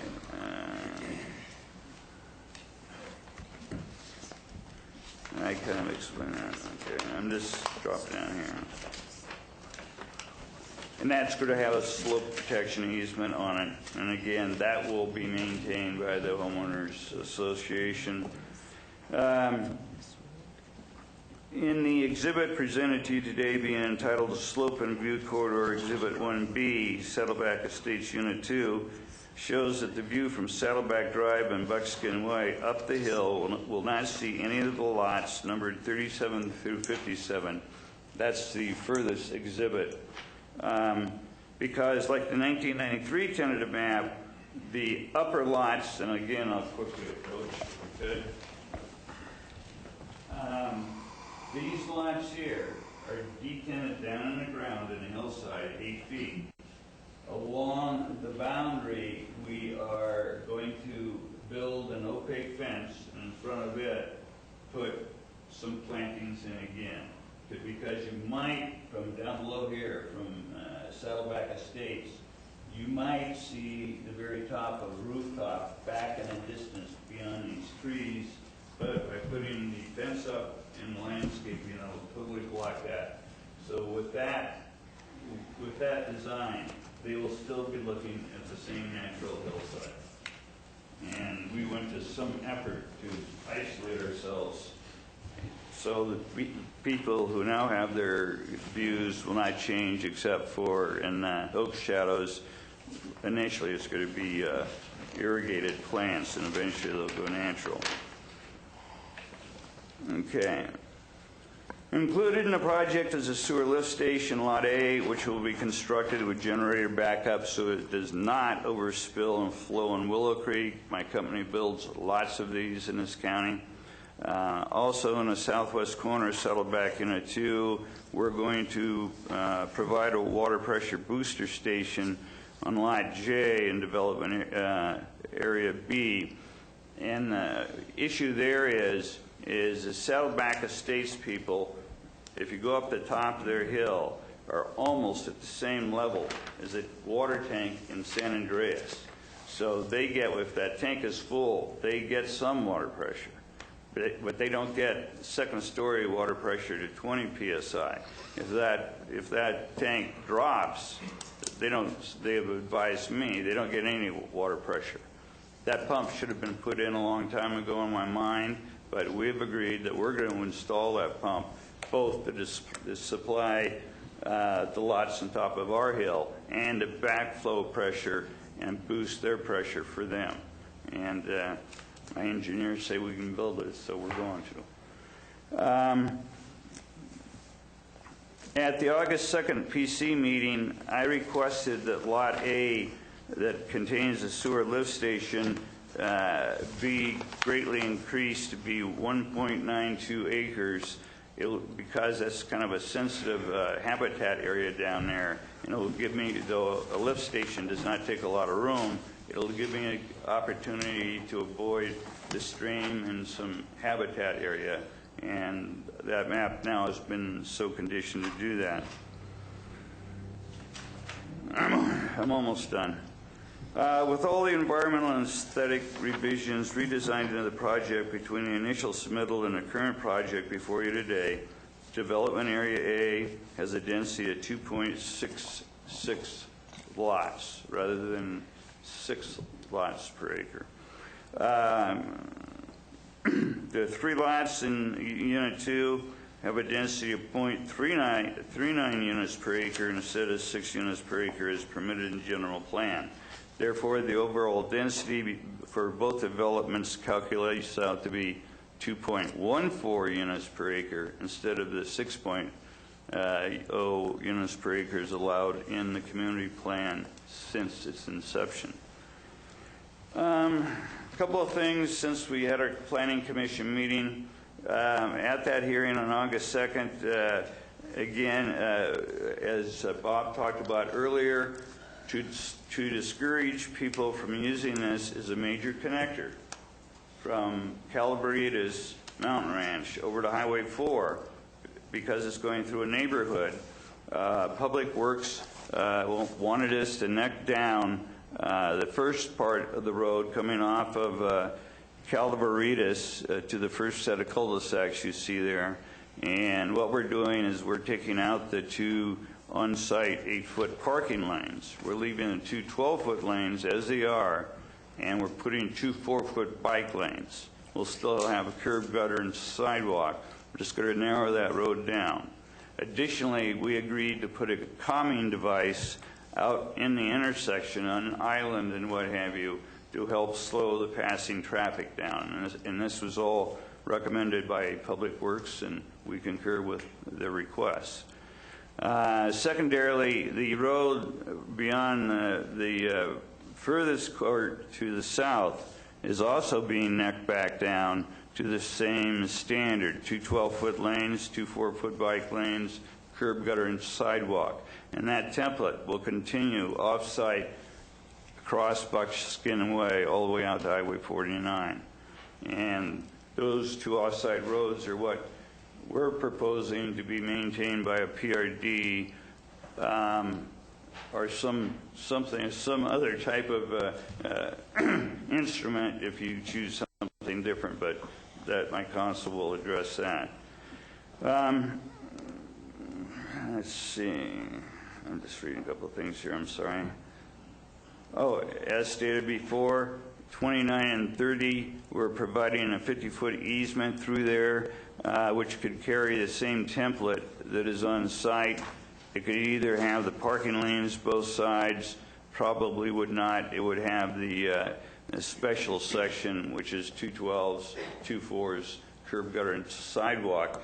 That's almost at the same grade as the existing old airport. And some people have looked at that as a possible route to go out to Old Airport Road and perhaps place a signal at Airport Road instead of Mountain Ranch Road. But those issues are being reviewed by the benefit basin by COG and Public Works. And just the last thing is this is an infill project. We're using clustering with open space. We're not urban sprawl.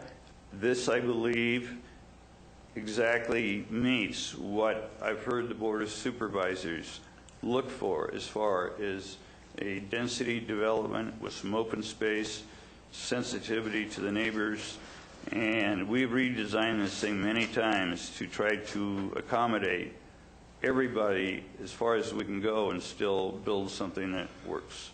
Thank you. Any questions? Thank you, Roger. Just, okay, yeah, just a second. Rita has a question Roger, for you, I'm just Roger. trying to understand. And this area up here, Yes. those 4 lots, how, I can see the private road for lot 127. How are the other lots accessed? Oh, they'll be access. They could go off of Calaveras. Well, that's an encroachment permit, Sure. and that is an encroachment permit on a curve. I've looked at that curve out there. I probably would pull an easement going through it, and I can't see that. Okay, I well, gotta come I up mean, here. I can go up there. For lot 128, you also have an encroachment permit either off of Calaveritas or Saddleback Drive, correct? Yes. So, and 129, either off of Calaveritas or Calaveritas. Right. And 130 off of Calaveritas. So,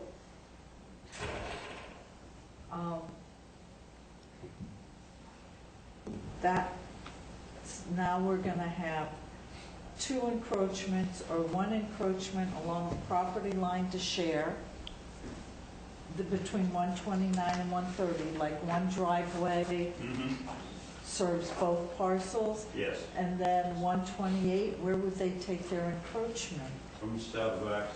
From Saddleback. So Yes. now you're coming down Calaveritas, and you're going to have an encroachment of and that's not being asked for now? No, it's implied by the design. The frontage for 128 is on Saddleback. The frontage for 127 is on the private drive, which is actually called Edgewood Estates. The only lots that would take access off of Calabrias would be 129 and 130. That's right in the apex of that curve, so you do have good sight distance both ways. And they would there. share? Yes. But that's not on this. So if I buy 129 or I buy 130, is there something that's stipulating that they're going to have a shared driveway? We have overlooked that and overlooked the language. That's the intent. But we'd add in a statement or a condition that they have shared access. I mean, that's a good point, Margaret. But where the actual connection comes up is in the apex of the curve, and you have that curve we had concerns about as far as sight distance for where Saddleback Drive came out. But where that driveway for 129 and 30 comes out, it's right in the apex of that curve, so you have good sight distance both ways. But we could add something into the conditions very easily. I mean, if you don't, then you're going to have two encroachments. You made a good point, and you thought of that, and then the rest of us that. But we could just add something into the conditions. That 129, 130 have a shared access. Okay. As long as you're still there. I mean, it doesn't have to do there. With the 2 parcels for Habitat for Humanity, yes. I'll go back to mine. When those are done, assuming wherever that's done, then they're going to be responsible for homeowner association fees and for PRD fees. So then it makes the lots, it's not a Habitat kind of lot because fees, what are the conditions there?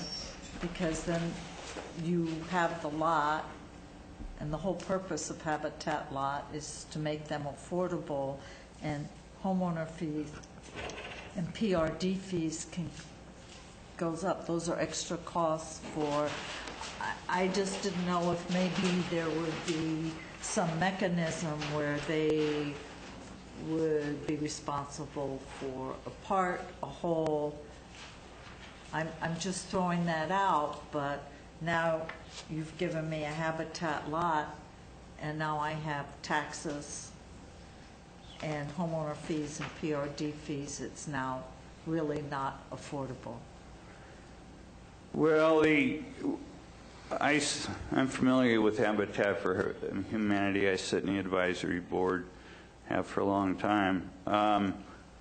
I presume we could exclude them from the PRD. I would have to rely on Public Works or Mr. Abbott to address that issue. As far as HOA lots, there is a condition in there that though they're going to be smaller homes, that the developers are going to have some control over their aesthetic looks so they fit into the community along the lines of those brochures I passed out. I'll let Bill speak to excluding them out of the PRD. I presume you can do that. And as far as the HOA goes, I would presume we could exclude them out of that too. I just think there's something that needs, it should be addressed. I mean, you don't have to. Well, let's put it this way. If it's legal for us to do it, I'm giving testimony today, we will do it. Okay, but Stephanie. we might be precluded from that. Stephanie Moreno, Director of Community Development. I would have to say I'd recommend against excluding them from those fees. We want these to be inclusionary in the subdivision, a part of the subdivision, not set apart differently. I think that the fees would be, if they can't afford these fees, then they probably can't afford the affordable housing in the first place on the lots. Habitat for Housing works with them, they build them, and they get a lot of the money for the lot there at reduced fees, and these are going to be just a small portion, I believe, of what their responsibilities would be there. I think it's important that they be included. If indeed it was legal to exclude them, I would still recommend that we not. Okay, let me ask this, if any Roger or someone else here knows, these two lots that are going to be dedicated to Habitat, 29 and 30, will they be fee owned by that entity, and can they be used as currency? In other words, could they enter into a transfer of property? If they own those 2 lots, can they use that as collateral to trade for a lot outside this? I suppose they could. So that would be a possibility. So what you're actually donating here is the value of those 2 lots rather than restricting them to actually putting a structure on those. If they Yeah, that nobody came up with that idea, but I'm sure that could happen. Well, you know, we've offered to convey them to them if they want to resell them. They can resell them. But we put some language in there because we were assuming Habitat for Humanity has great problems in finding lots. Yes. And they're getting 2, I would say, nice lots, so they're smaller in a nice area. I know in the past it's been our biggest problem is buying lots, not erecting the buildings, but getting the land. I understand that. Yeah. Stephanie Moreno, Director of Community Development again. The intent was to donate the lots to Habitat for Housing and have them construct the homes there. I think that there's a public benefit to having all types of housing within subdivisions. We haven't done much in the way of inclusionary housing in this county, and I think it would defeat the purpose if they were to just donate the value of the lots to Habitat for Housing and then have them have to find lots somewhere else. I think part of the whole package was to have these as affordable housing lots. So I just wanted to put that into the record. And I fully concur because, again, our biggest trouble is finding lots to build on at a reasonable cost. Here, there's no upfront cost for Habitat to acquire those lots. But again, they're going to be part of a subdivision, and I mean, they're going to have to pay the same sewer fee, same water fee, and our PRD fees.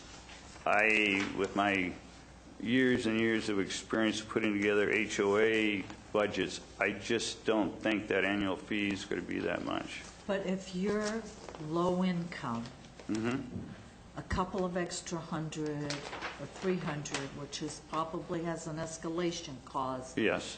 And becomes then unaffordable.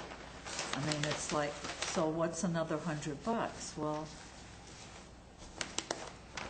an extra $100 is a lot of money because it's going to probably not start out as 100, and then I just am asking I like the idea. I like the idea of it being there. I like inclusionary. I like what Stephanie said.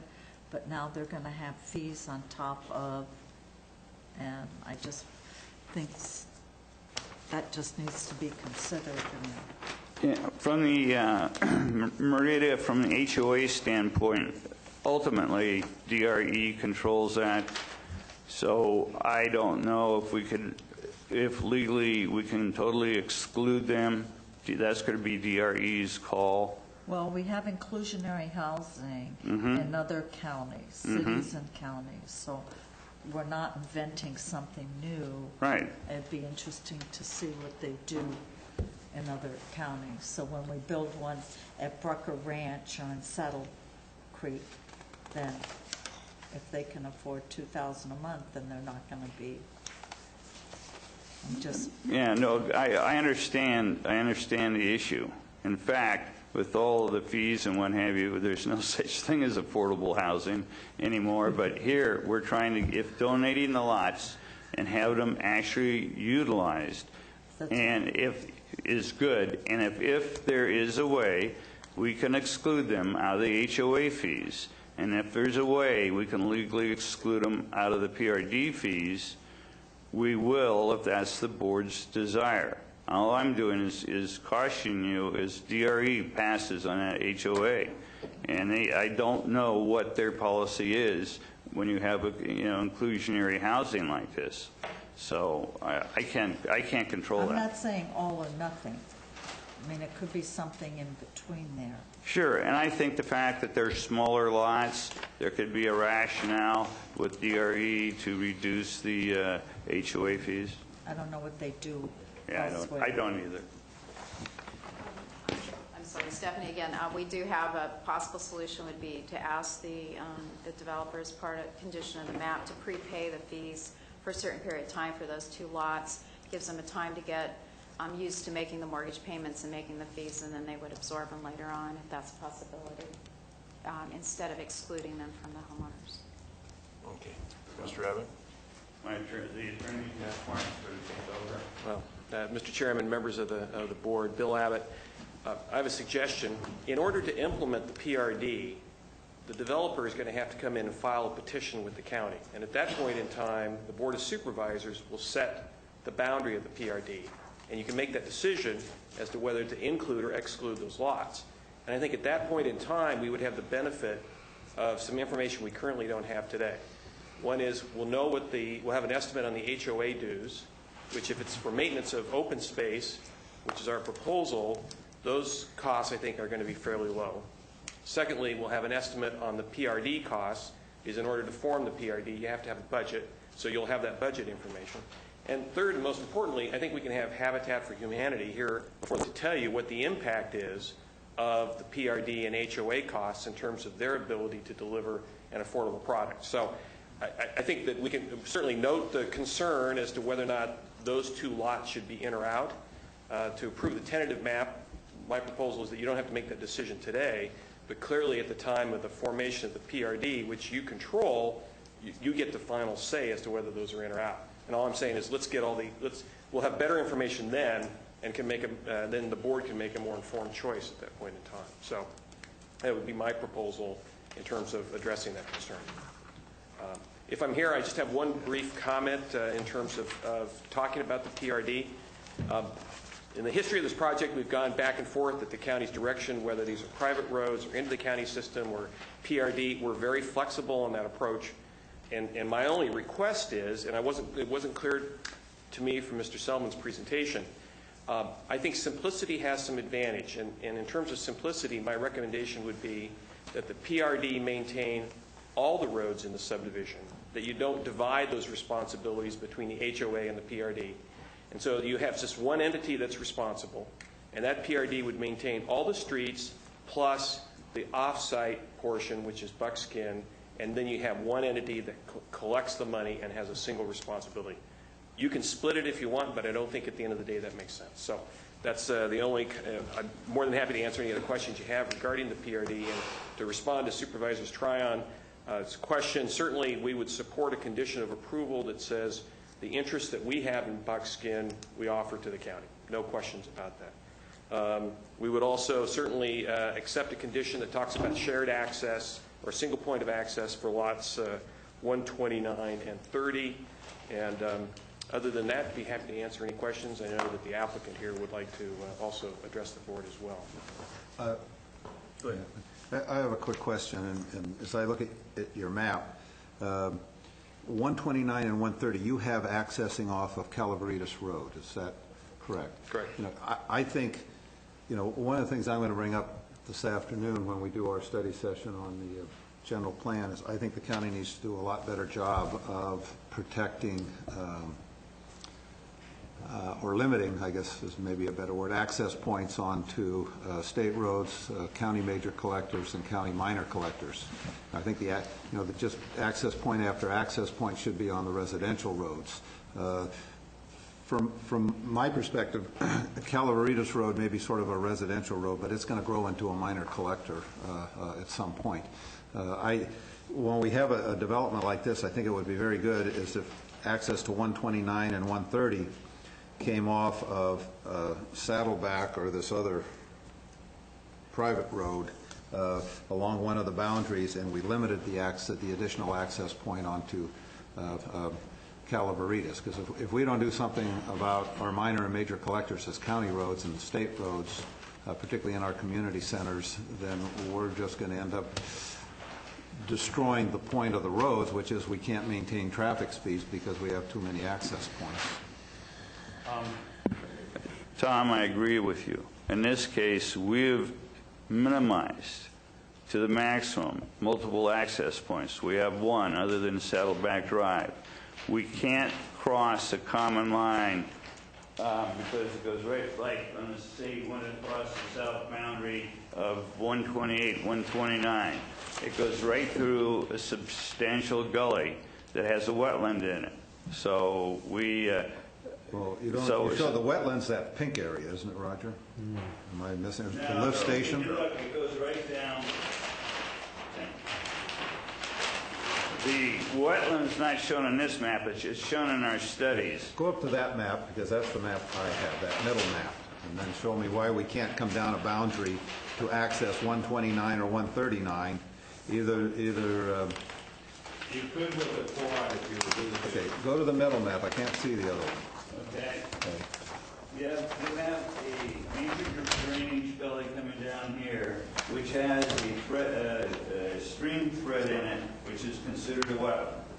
Okay? So I can't cross that. Okay, up here, well, actually it starts up here and runs all the way down that way. And so I can't run a road out there. I would have to come... Well, how about a frontage road then?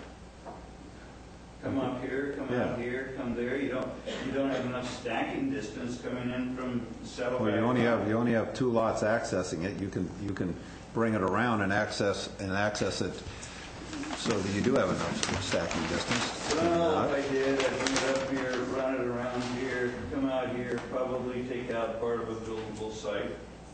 But I mean, this is one access at a good location that works. And terrain-wise, from this point south, I can't put a road. There's a gully here. This can't. 130 can't go that way. There's a big knob here. 129 will build up there because it has to stay out of the wetland. 127 and 130. You can't come along that bottom boundary and then come back up to it? No. The terrain is... So the only thing available to you is a frontage road? Yes. Okay. Well, I think you should look at that, because if we don't do something about access points on our minor and major collectors from state roads, we're going to end up not having built them to high enough standards, because having so many access points are going to limit our flow capacity. And your philosophy. And we got a brand new development here. It seems like we should be able to design, when we have a development like this, to bring it into one access point. But Tom, along this road, you've got a driveway here existing, a driveway here existing, a driveway here existing, a driveway here existing. And that's all on California Road. But I'm telling you, we need to start doing our business differently, or we're going to defeat the point of these roads, and these roads are all going to be F roads when Calaveras builds out, because we have too many access points. And we can't just keep adding access points. But only adding one. I know, it's one. But, you know, if John Buckley were here, he would tell you about cumulative impacts. But John's not, and I'm here, and I'm concerned about it. There you go. Okay, I'm going to start using this on the board members. You're doing fine, Roger.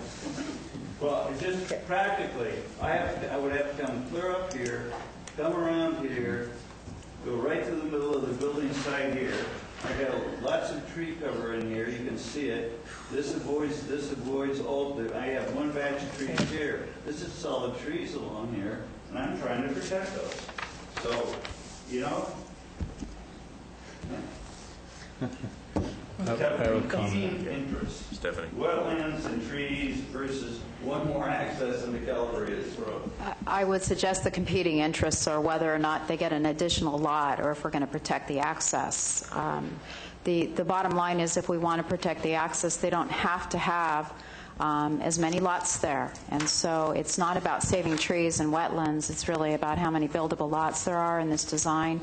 And you can put on there that that you want all the encroachments to come off of Saddleback, and let them redesign around it. And if they can't do it, then they don't get the additional lot. And that's your option for protection of Calaveras. And it's a good one. Thank you. If I could touch on that, Stephanie?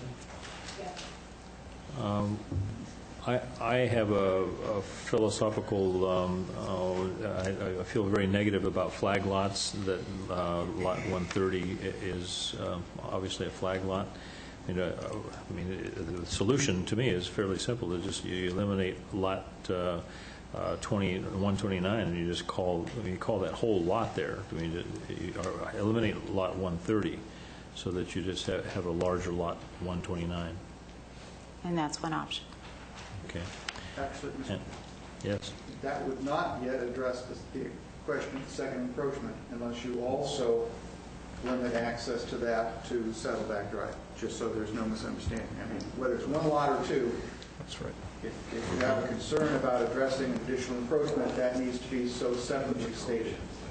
And there's two ways you can do it: either limit it or limit to one access in addition to Saddleback Drive and force them to share it, or you just prohibit any connections other than through Saddleback Drive.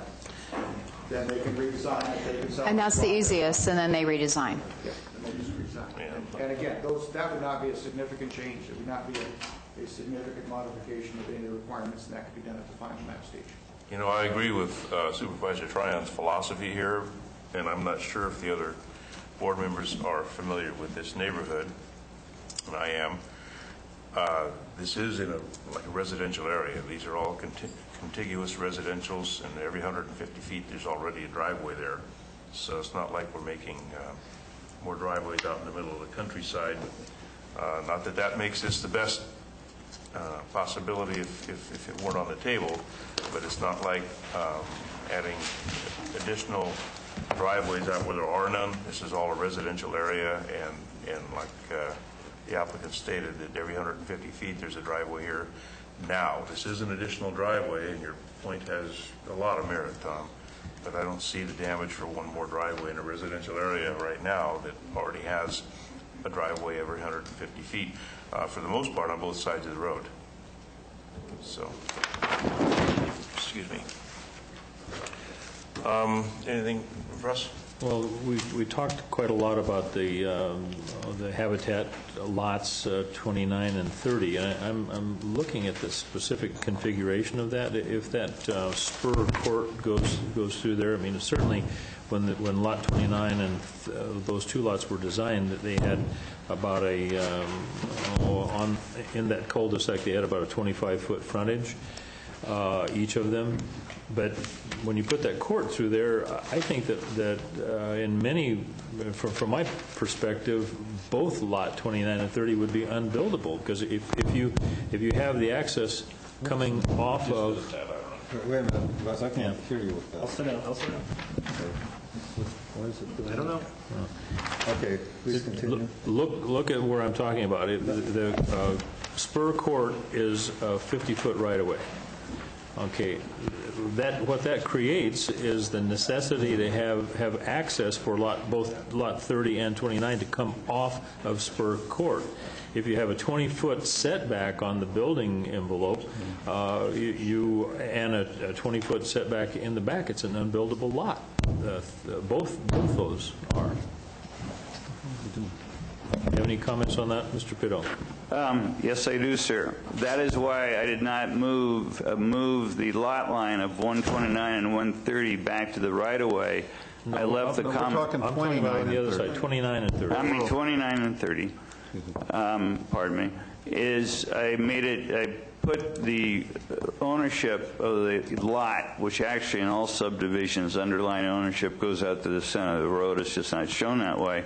I left it the way it is, so 29 and 30 we would stub out some pavement for now off of Spur Court that 29 could take its access, 30 could take its access.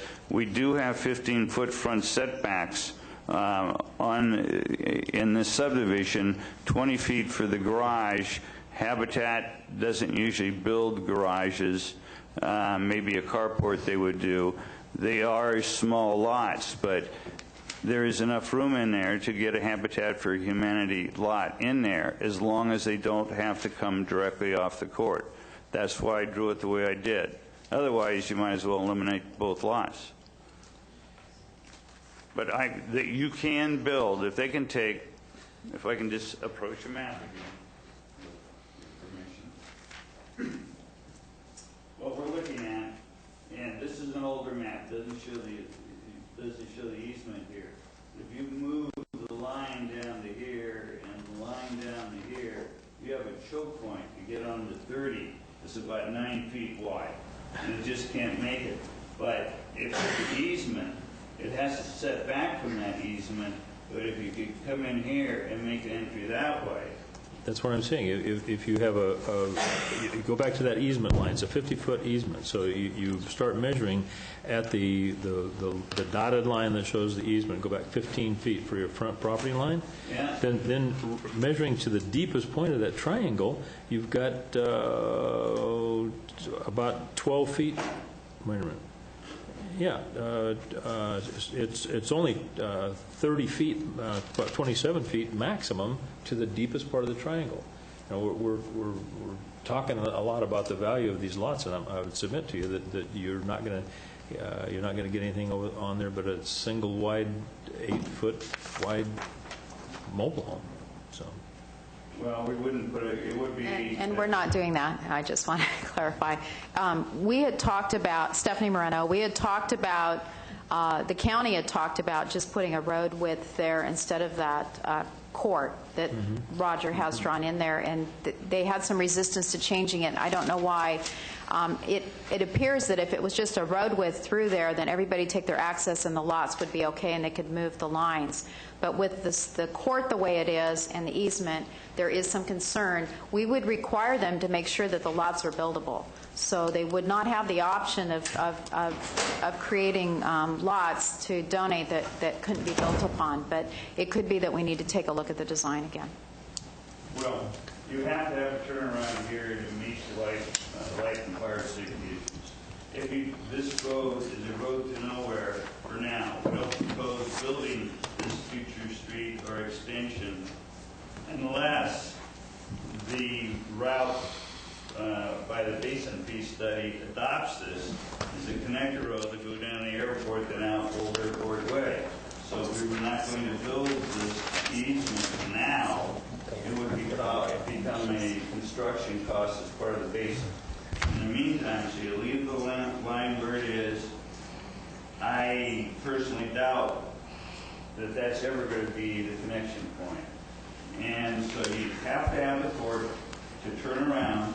You have to have the court to have these frontages that were designed for 41 years. And if you put a straight road in there now and block it, you have a dead end, you don't have any turnaround, you have nothing. Well, I'm not suggesting that you do that. I'm just asking you to consider for a moment when you do create the document that puts a 50-foot wide non-exclusive easement through there, and then you start plopping a house on there. I was in error because I was applying my scale to the wrong map here, but you've only got about 32 feet remaining from the perpendicular point off your 50-foot easement back to the deepest part of that triangle. Now, if you can also accommodating for the rear setback and building a house in 32 feet and making a provision from the rear setbacks, it's going to be a very teeny tiny little house. It's probably going to be about an 800 to 900 square foot home. It's going to be small. But if I don't get access up to that easement, get into 30, I'm just on 30 away, and that can be a buildable lot the way I have it drawn with the setbacks in mind. But you're right, it's not going to be a big home. Okay, it wasn't our intent that it'd be an 800 to 900 square foot home in there. So perhaps we need to take a look at the design to make sure that it's appropriate in there. But we can approve the map and look at the design under substantial compliance. It's possible that we can push a couple of lots somewhere else so that we make bigger lots there so that they're not giving up any of their density.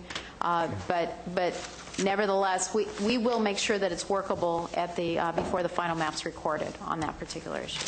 Okay, thank you. Stephanie's correct. It is a substantial conformance issue. Okay. Was that your point, Robert? Yes, it could be addressed at the final map. Yeah, we're not going to create an unusable lot. And that, again, would have to be in conjunction with the discussions with Habitat to make sure that it is, in fact, usable for their standards. Okay. Can I ask one? Well, quickly. Yeah, We have to move just on. very quick.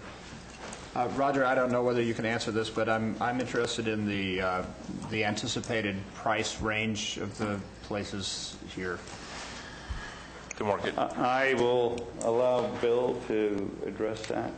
He is the developer. We're right now in the process, probably in the mid to twos, high twos, starting out, and then going up from there. And the high end of I that? mean, the market, today, can barely give them away, but what was that? I didn't hear the last portion of that. I was imagining, because of the different lot sizes and different types of houses I see in this, that there might be a range. You're saying it starts at the high twos? High Where does it go? twos, probably into, Marty, what do you think? What did you say? High threes. Thanks. Excuse me, Bill, for the record, would you state your name? I didn't do it, but Bill Rodriguez. Okay, we're always on a, there's always a time issue here today, folks, so at this point, I'd like to move on to the public comment portion. I just want to add, this is a signed document. I think you have a copy of the good neighbor agreement that we've had with our neighbors. Well, that's... Okay. We're going to move on to the public comment portion. Folks, I'm going to ask, please, all of you, I want to give everybody a chance to speak. However, we really need to be at the town hall by 2 o'clock because with my luck, or our luck, it'll be a slow news day and it'll be on the headlines of every paper again if we don't make it. So I'm armed and dangerous today. Don't make me use it. Mr. Chair, could we just take like a 3-minute recess? We can. We're going to order lunch in as well. So if we're going to do that, Well, don't leave until you make your... okay. I need to use the... Okay, make your choice. So we are going to take about a 3-minute recess right now. Back to order, please. This time I'd like to accept comments or testimony from the public, so no specific order. It's on.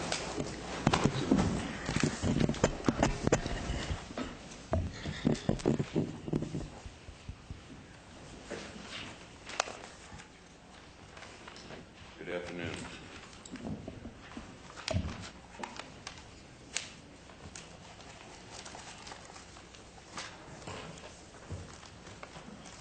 I just have a statement I'd like to make. My name is Tim Moon. Thank you. Which I was getting to on line 3. Okay. But I'll say it again. Chairperson and members, thank you for allowing us to express our concerns of the proposed Saddleback Hills Estates and the Saddleback Estates Unit 2.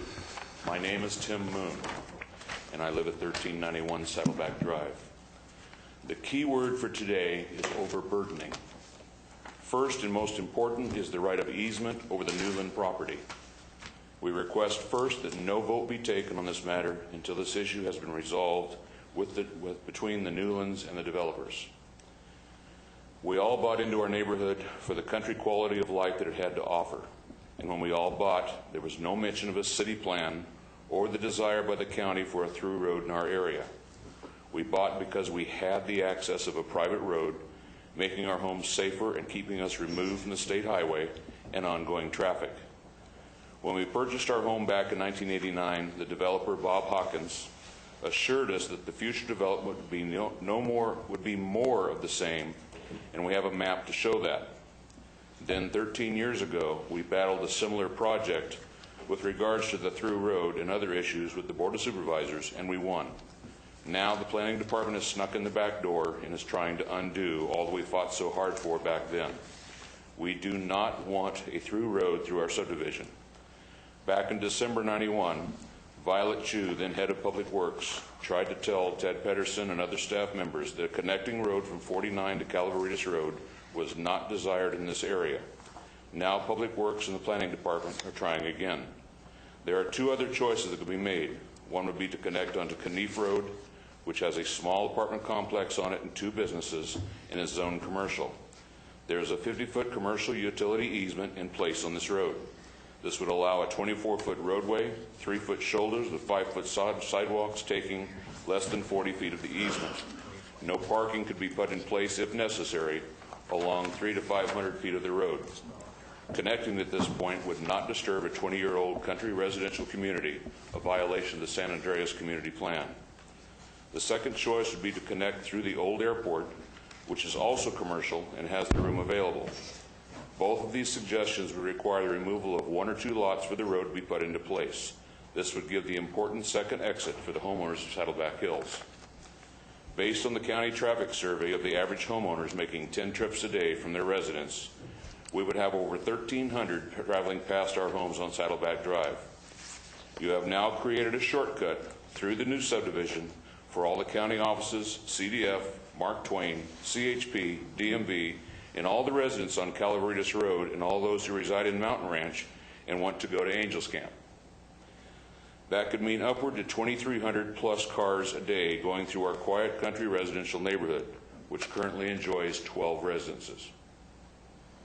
This traffic would connect onto State Route 49 at the crest of a hill, limiting the visual field of all traffic.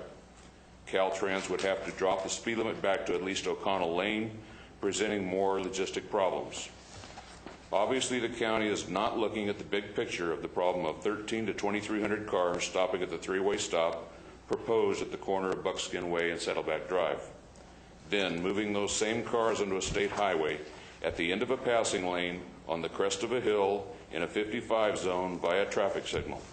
There is a need now for a left-hand turn pocket, but the future need is going to require left-hand turn pockets for both directions and an acceleration lane for the merging northbound traffic. Overburdening. Now, how many times do you plan to replace the power pole in the southwest corner of Saddleback Drive from the people who don't make the curve from the three-way stop, which will be interrupting our power, phone, and cable service? We would ask for a guardrail to be placed around this curve to help prevent this from happening. There are moral and legal questions unanswered on this project, specifically concerning the overburdening of the proposed roads and the area.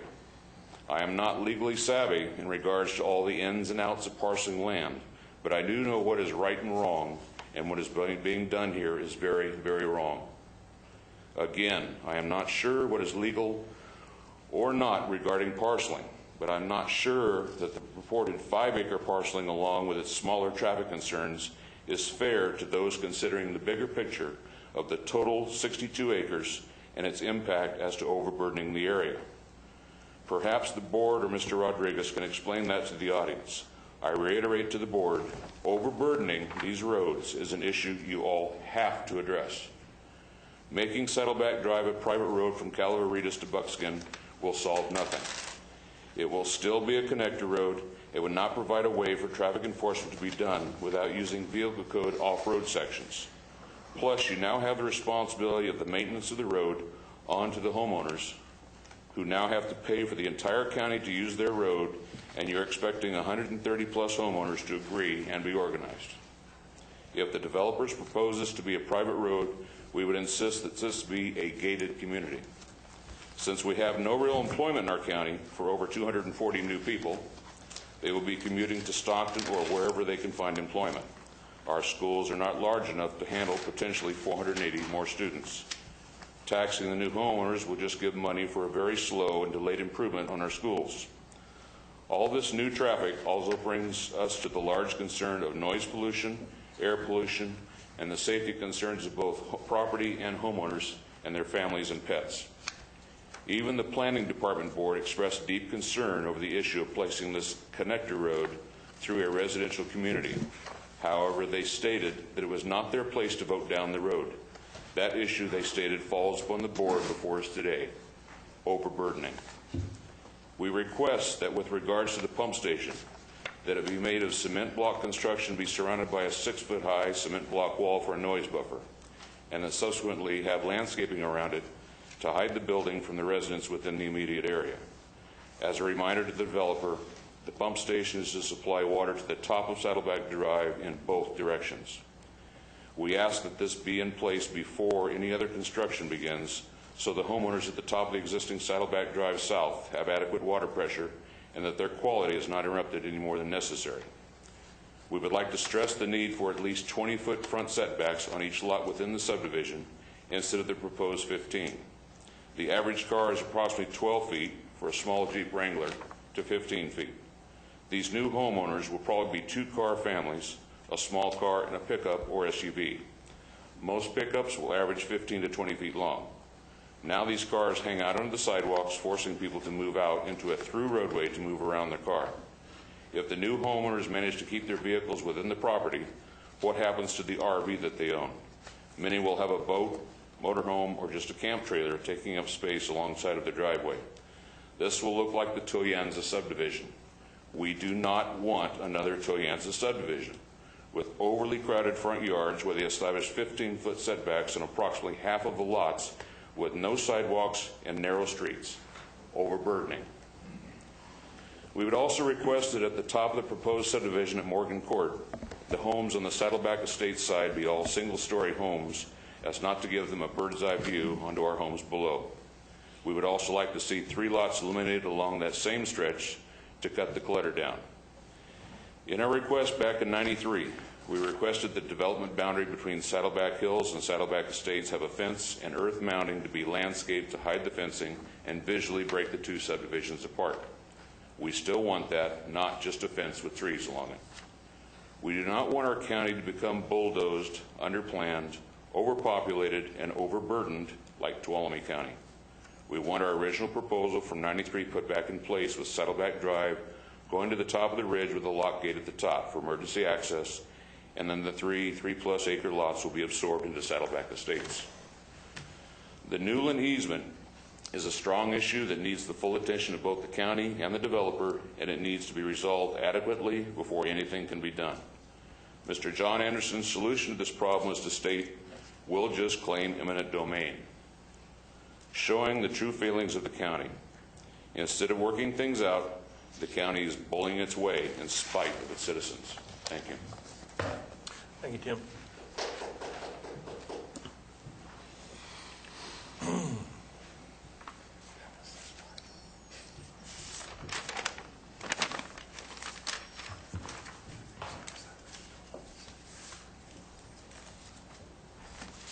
Good afternoon. I'm Carol Larson. A week ago Friday, I submitted a letter from my husband and I dated October 12th. It's a 5-page summary, just about the same theme as Mr. Moon's. I hadn't heard his presentation, but it clearly is, we clearly believe along the same lines. Overburdening is a big issue, and there is a group of concerned people that is considering legally challenging the overburdening of a private road. So that's just something we're looking into. We ask that you make no determination today or a no vote against this subdivision and the road itself. We moved up here. We scoured the whole foothill area when we retired from the Bay Area. We thought we'd end up in Amador County and Jackson or Sutter Creek, but we watched as the growth came in and decided we're going to look elsewhere. So we continued our search.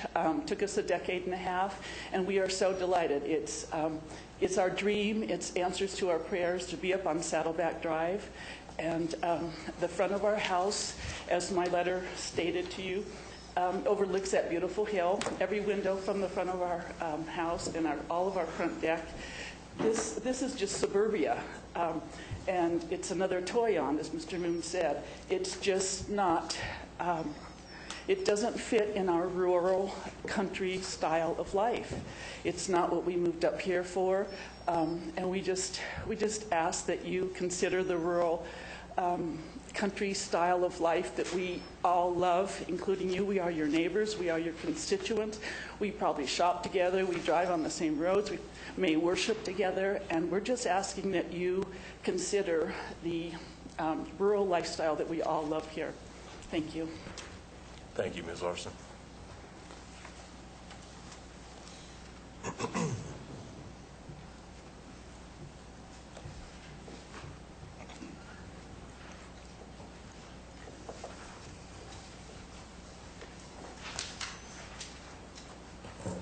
Hi, my name is Penny Cavallero, and I live at 1570 Saddleback Drive, San Andreas. And first of all, I want to thank you all, the board, for allowing us to express our opinions. Thank you very much. I just have 3 major concerns. And the first one that strikes me as kind of strange is why 133 new homes when I see real estate for sale signs all over. I know Mr. Rodriguez is a businessman, and he wants to get as much as he can out of his property. I would do the same thing, but I'm thinking that with the housing market, 133 homes sounds like a little bit overdoing it. My second concern is the setbacks. Tim mentioned the front yard setbacks, so I'll go into the side yard setbacks. And I'm 5'4", so if you imagine two of me standing head to head, that's the distance from one house to the other house. Not to the property line, but from one house to another house. And I'm thinking that it's a little bit too tight for this area. We like our open space, and a little bit more area, I can go with that. And lastly, probably the most important, I feel that we need another access road to this project, especially in the case of fire. Trying to get like emergency equipment into the site, as well as over maybe 150 cars out of the site, to me breeds a major disaster. I implore you all to look at Knief or the Old County Airport. And I can say on personal experiences, I have experienced a raging fire that has gone up my hillside, and it only took minutes. And to me, something needs to be done just in case of an emergency. Also, I want to let you know, I don't really have a vested interest in this project. I've got an incurable cancer, but my desire is for the community and also the future of San Andreas. Thank you for letting me speak. Thank you.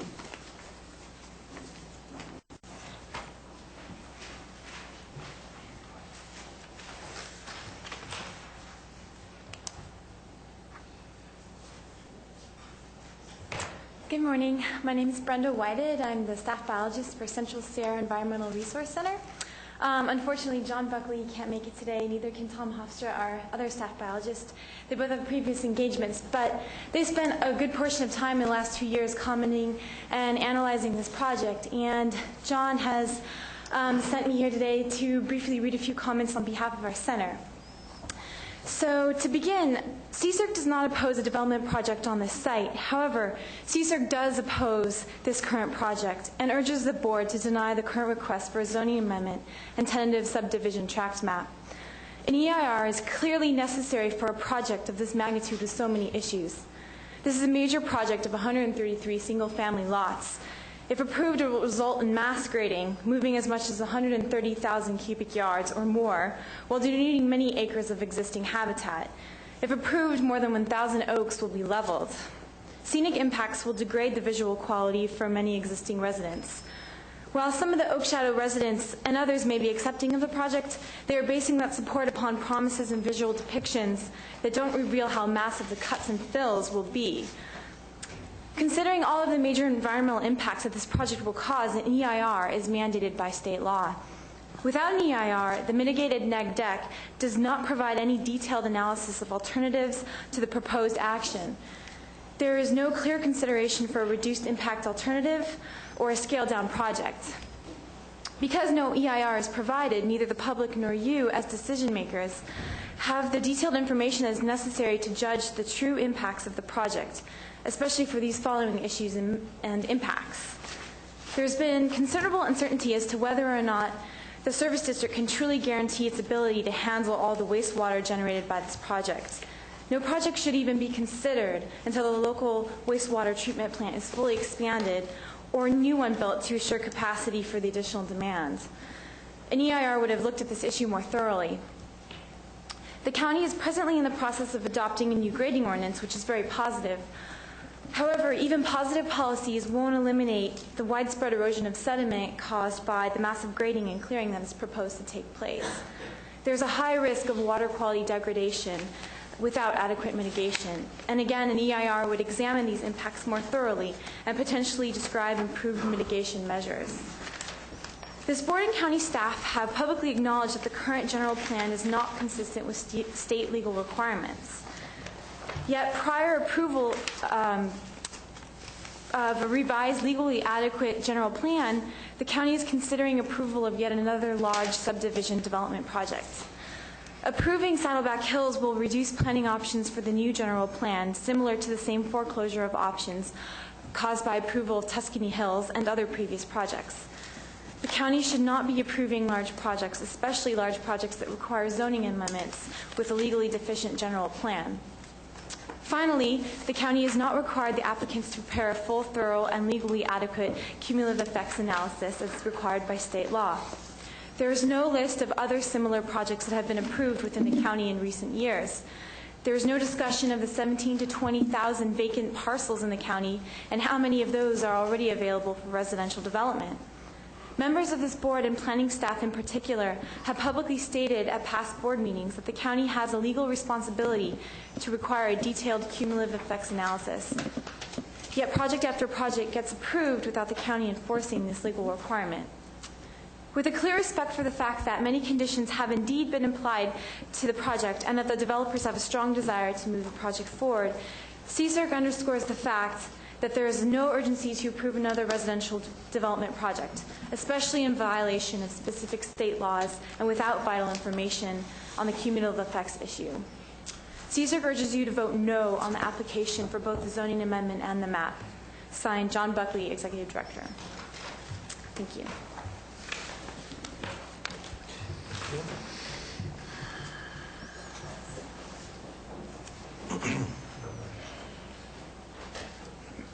You had your time earlier, Bill. I didn't use very much, though. Okay. Bill Schmidt, Mountain Ranch.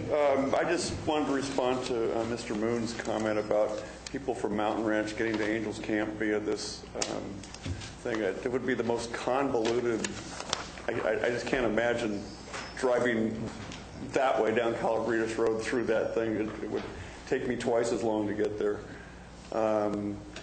Also, I've been in attendance at every single one of these hearings throughout the process, and you know, there's just been a huge amount of time and staff and Roger's outfit, and you know, a lot of neighborhood comments. I think the developer's gone a long way to listening to the voice of the people and responding to it, and you know, I'm impressed. This is sort of what you'd want to have from any developer that comes up and offers a project to you, is a willingness to deal with the issues that the people affected raise. And I think they've done an excellent job. Thanks. Thank you, Bill.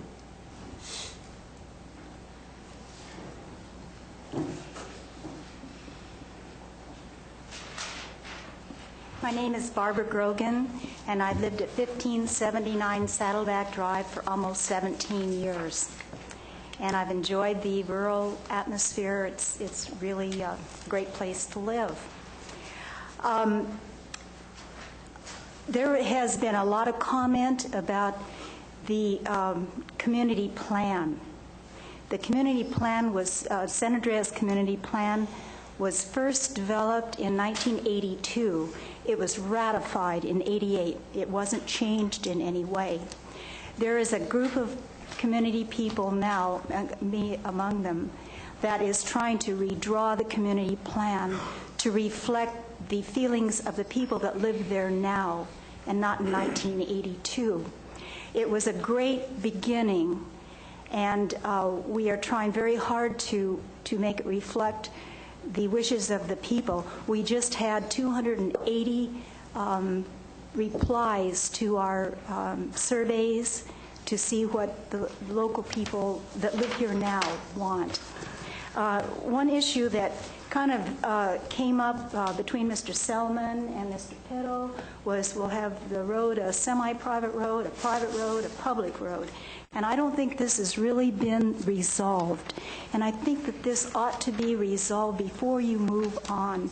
And also, I've been in the real estate business for the last 33 years. I've sold houses in Amador and Calaveras. And a 5-foot setback on each side is not conducive to good property values. Penny Cavallero brought up the fact that there is a huge glut in real estate right now. Well, the last recession downsizing that we had went from 1991 to 1997. And then, of course, it came back and we had a huge expansion in real estate. And now it's back to a, I'm not going to say recession, but we're having a downside right now. And this has happened. I've been through it in 1980, 1991, and now we're having a correction now. We have to allow for this, and then when we have houses that are 5 feet apart, you kind of know that these are not going to be sellable in a downsizing. So I want you to kind of take all of these things into consideration. One other thing. There was mention of the wetlands, the protection of oaks. I believe that this was mandatory in the plan. Is that correct? That wasn't just the wetlands set aside, the 9 acres. Was that required?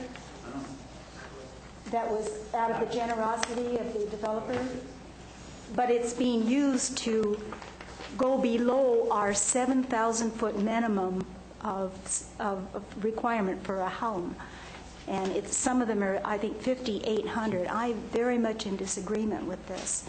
I think we ought to stay with our 7,000 square foot minimum. I think this is very important. And I think this road issue should be resolved before we go any farther, because first of all, that was, I think it was an 80-foot easement, and now it's been shrunk down to 24 feet. But as Ms. Cavallero mentioned, in Toyanza, people took their garages and made them into family rooms.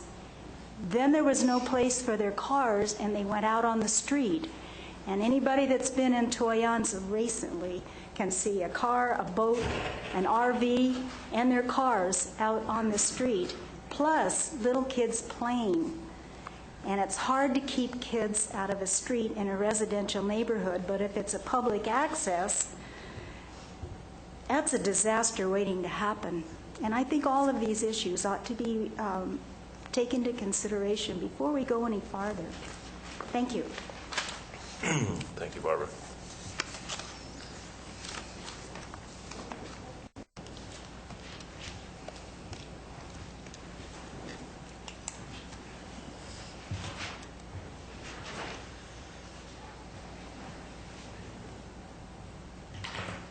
Hi, my name is Sharon Romano, and I hadn't planned to speak, so I don't have anything prepared.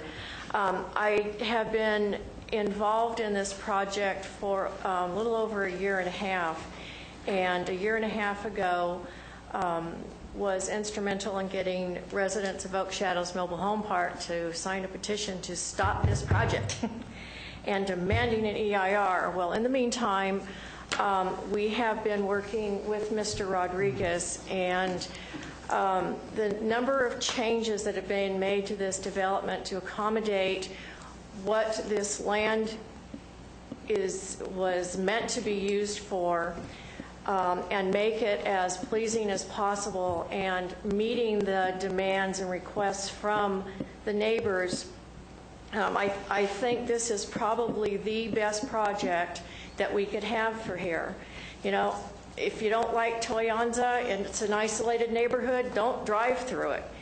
What Mr. Rodriguez and his group are doing to kind of eliminate some of those things, they keep saying 15-foot setback, and that was one of my objections. Well, the garage, I understand, with the designs are further back than that, so there is plenty of room in the driveway for cars. Their CC&Rs are not going to allow parking recreational vehicles and boats and all of that on the streets. And I agree with this, did he leave? The gentleman who said people from Mountain Ranch are by no means going to go through this. The county had at one time mandated that that be a connector road. Now they're looking at other alternatives because residents said, we don't want that to be a connector road because we value the families that are going to be living in that development, that their children shouldn't have to be exposed to that being a major road. And again, that's why the 2 entrances were redesigned to not invite that kind of traffic. People were concerned about traffic on Calaveritas, and that's why the developer is working to, with traffic calming in connection with county offices, do some traffic calming to discourage faster traffic along Calaveritas.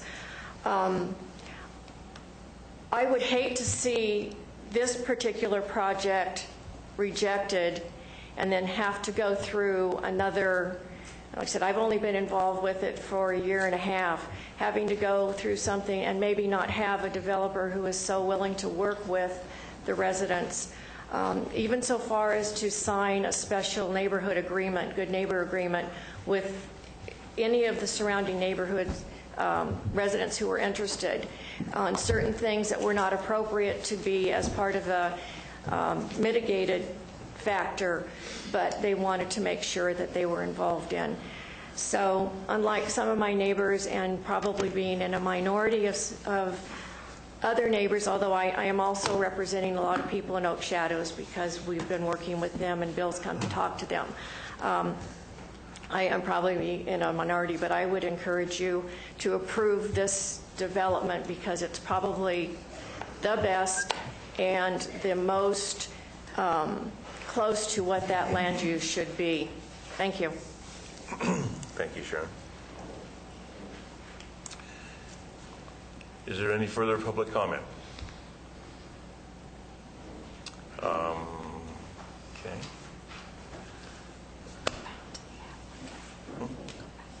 Yeah. So either the applicant or CDA, would you like to respond first? Do you want me to respond? Sure, go ahead. Stephanie Moreno, and I'll need help from council and our planning director on this too. Speaker one, relative to the overburdening of the road, I would suggest that Caltrans did give us mitigations on that intersection. They have been included in the project, so they have been satisfied to my knowledge. We can double check that to make sure that their conditions have been entered, but I believe that they have been mitigated. The speaker is correct in that there is, we're looking at uses and intersections along Highway 49 in that stretch of road. I believe Roger Pitto earlier mentioned there may be a need to move the light to a different intersection at a future date. That'll all be addressed during the benefit basin analysis. But for purposes of this subdivision, we believe we've mitigated the traffic impacts. There is some concerns about safety on that road. That's why we reduced it, choked down the intersections. We don't want people using it to go across to Highway 49. There's going to be a lot of children in the roads and vehicles. Nevertheless, we do need circulation. We do need a way for subdivisions to connect, people to be able to move in case of emergencies. So we're trying to balance the needs of both of those issues in providing this particular project and the roads. So I think that we've done that. Relative to not wanting another Toyanza, I don't think anyone wants another Toyanza, including many of the people that live there. It was not a project that was perhaps managed properly along the way, and we are certainly going to do everything we can to ensure that this project is managed appropriately and obtains the necessary permits, that the map comes in substantial conformance with a tentative, and so I can tell you that it will not be another Toyanza project. I agree that the Newland easement issue needs to be addressed by this board and a decision made, determination made as how that they want to deal with that. I disagree. I don't know if my planner made a comment relative to eminent domain early in the project, but it is not our department's position that we want to encourage or require eminent domain action in order for a subdivision to get approval unless it's imminently necessary. We do not believe it is necessary on this project. Speaker number two addressed the issue that there may be a legal challenge over this particular subdivision. I'll leave that for council to respond to. Speaker number 3 talked about why the need for 133 homes in this particular project, and I think that it meets the land use designations for the area. It's in an appropriate area of the community for a large subdivision with small lots, and we believe that it is up to the market to drive whether a house is sell or not. That also addresses Speaker number 6's concern. We've zoned it for this purpose, and if a developer wants to put that many homes on the project, we do not have opposition to that. And we do not make our decisions based upon whether or not the houses are going to sell. That's a market issue. What we do make our decisions on is whether something is appropriately zoned, if it meets the general plan, and whether or not we've mitigated all the impacts of the project, and we believe we've done that in this particular case. Speaker number 4, the comments from CSERC mentioned a lot of legal issues, and I'll leave it to council to respond to those. Speaker number 5, we agree that we do not believe Mountain Ranch community members will use this road to get over to Highway 49. That's a particular reason why we didn't want it to be a collector road and why we made design changes to it. Speaker number 6, relative to the community plan, it is true that there is a group of citizens currently working on survey and information to be submitted to the Community Development Agency for use and development of a community plan. There is a lot of conversation happening right now, but there's been no decisions made on what the community will look like, and this particular project does meet the existing community plan in terms of land use designation. Relative to 5-foot setbacks not being conducive to keeping property values, I think that is, again, a market issue, and that some people like homes that look more like a subdivision and more of a community. Some people like more of a rural area. It's up to the Board of Supervisors to provide for both types of areas within the county. We, again, as an agency, believe that this particular project is well suited for this location. Speaker number 6, it is true that the developer has met with the many of the residents. Some of them were happy with the progress of the meeting, some of them were not, and it is up to the Board of Supervisors to make those decisions as to whether we've mitigated substantially the concerns that were raised or whether or not we need to go back to the drawing board on several of the conditions. But again, it is the agency's recommendation that we approve the project as presented. Thank you, Steve. Mr. Chair, a couple of other items. Yes.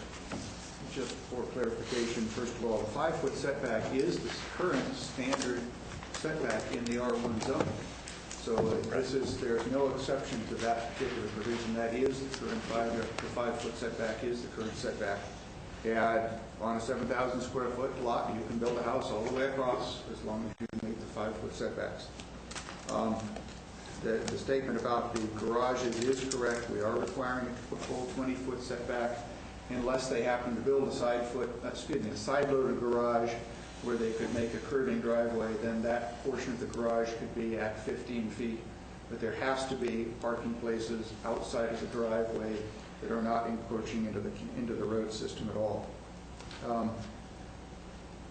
There has to what, Bob? There has to be parking places for those vehicles that are in the driveway in such a manner that they are not encroaching into the road right away.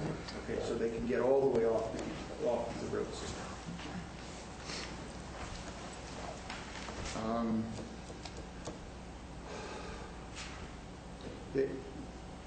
Obviously, you're going to have to deal with the issue of the Calaveritas versus Saddleback connection, and that should be part of your environmental determination as well. It needs to be a consideration. It doesn't have to be a mitigation measure, but you should make a determination in advance so that it is clear, and then there should be a finding that that also does not constitute a significant change to the project, and no further mitigation or circulation is needed. In staff's opinion, that clearly is not a significant impact. You are simply declaring which way you're going to allow an access, and if you are going to limit the access to Saddleback only for those lots 128, 129, and 130. You could do that by adding a condition 3-16A, which is where the dedications are addressed. And substantially, you just require dedication for either no access or one additional access onto Calaveritas Road, and that will address the issue and can be addressed in the final map. Your first consideration, if you decide to proceed with this project, will be the environmental determination. And Janice or Jim, whoever would prefer to address this. When all is said and done, we are going to be asking that you set this matter to your next board agenda for us to allow the opportunity to finalize all of the findings for all of these items, both the mitigated negative declaration, if you so approve, and the not so much the zoning, but the tentative map itself. So we'll have just a chance to make sure there are no mistakes or conflicts in those ordinances. Your first consideration then is whether you believe this project has mitigated all of the environmental impacts that have been raised to the level of insignificance, either by the design of the project or through the mitigation measures that have been specifically applied to this project. If you so find, then you can go ahead and consider the approval of the project based upon a mitigated negative declaration.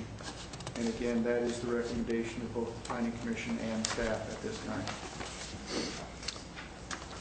Okay, that's it, Bob? That's it. Okay. Does the applicant wish to make a statement at this time? Mr. Chairman, members of the board, Bill Abbott, and followed by Bill Rodriguez, who will talk on the design issue. Well, to speak to one or two issues, and maybe start with a rhetorical question. This property has been planned since the mid-'80s for substantial residential development. The proposal before you today tracks the long-standing policy of this county for the development of the site. It is proposed at roughly 1/3 of the density that's already been approved. It represents a logical expansion of the existing San Andreas community. And the rhetorical question is, if you can't buy a piece of property and develop it at 1/3 of the density as a rational extension of the existing community, where should you develop in this county? And that question is kind of get lost in the mix, but I think it's a very important policy question for the board's deliberation. We have not asked for a radical change in the community plan. We've asked for no change. We've asked for a minor zoning adjustment in order to get a better development project. Minor adjustment in the zoning line. This project is proposed at 1/3 of the allowed density. The developer has gone to great efforts to figure out how to minimize the amount of grading just to get a 1/3 yield out of the development potential. And the result of that effort is a substantial retention of existing open space and preserved views. And as Ms. Moreno pointed out, I think her phrase was, balancing the needs. And I think I echo that comment. I think that this project does represent an accommodation of all the competing interests that come to review of a development project and still maintain consistency with your general plan and still maintain and address your circulation requirements, which have long been established. One of the speakers brought up the point of overburdening as being a key issue, and I think that is an important point, and we're glad, frankly, they brought it up. When this property was, and these parcels were created, the developer and owner, the owner of the Saddleback property that we're now looking at today, retained a 60-foot easement across Buckskin out to Highway 49. 80? A substantial easement. This was not simply a retention of a driveway to serve a single-family home. 60 to 80-foot right-of-way is designed, and the clear intent and the rational reading of that document is to provide access to all the balance of the property out to Highway 49. We are not overburdening the easement. And while I will be the first one to recognize that the Board of Supervisors has tremendous discretion in its land use powers, one thing it can't do is adjudicate a private easement. That is an issue for the courts. And so there's at one point I'd make a respectful disagreement with one of the points made earlier, and that was a recommendation that this board essentially adjudicate the scope of the easement, and I think that that goes beyond the board's powers. Clearly you have your plenary land use authority and police power, but that easement exists for a reason. That easement exists to provide vehicle access to Highway 49 for all the Saddleback project. This project is proposed that 1/3 of its density does not, at least in my opinion, result in an overburdening of those private easement rights. Now I'd like to turn this over to Mr. Rodriguez to just address briefly the design issues. Appreciate the time and going through your lunch. Bill Rodriguez. I've met with the neighbors. I've met with the Newlands. I met with the Newlands Council. And overburdening never was an issue that we had with them. It was a question of wanting X amount of dollars from us. And I told them it wasn't going to happen because I knew that we had the right to use that easement. Now, and the Newlands aren't here today, but we have really gone a long way in trying to design our project. And you could see by one of the view, if I could approach and you get a closer view, the differences of these two properties for the people that are down is to look at this is what it is today, and this is what we'll have eventually. Very, very little minimal impact on the aesthetics. Pardon? On the aesthetics. On the aesthetics. You know, we've tried a lot, and Sharon, I appreciate what she said. I mean, that's not the norm for a neighbor to go out and gone out to meet all the neighbors in her development. And then we're not going to please everybody. We understand that. But I think we've really gone a long way in trying to design a project that would be appealing with the buffers on each end of that project. We have the large lots, and we have the choking effect. What everyone has failed to mention is that when you get on Buckskin Way, those properties are zoned commercial. I mean, it's not going to be perpetually there for open space. I mean, it's hopefully in the community we get some commercial development. But those properties are that property that is owned by La Tienda, who actually owns a fee simple of all the easements. And I've spoken with them, and they're in favor of our project. So I just want to appreciate and taking the time to listen to our staff and our council on the project. Thank you. Thank you. Does anyone else want to comment before I close the public hearing and bring it back to the board?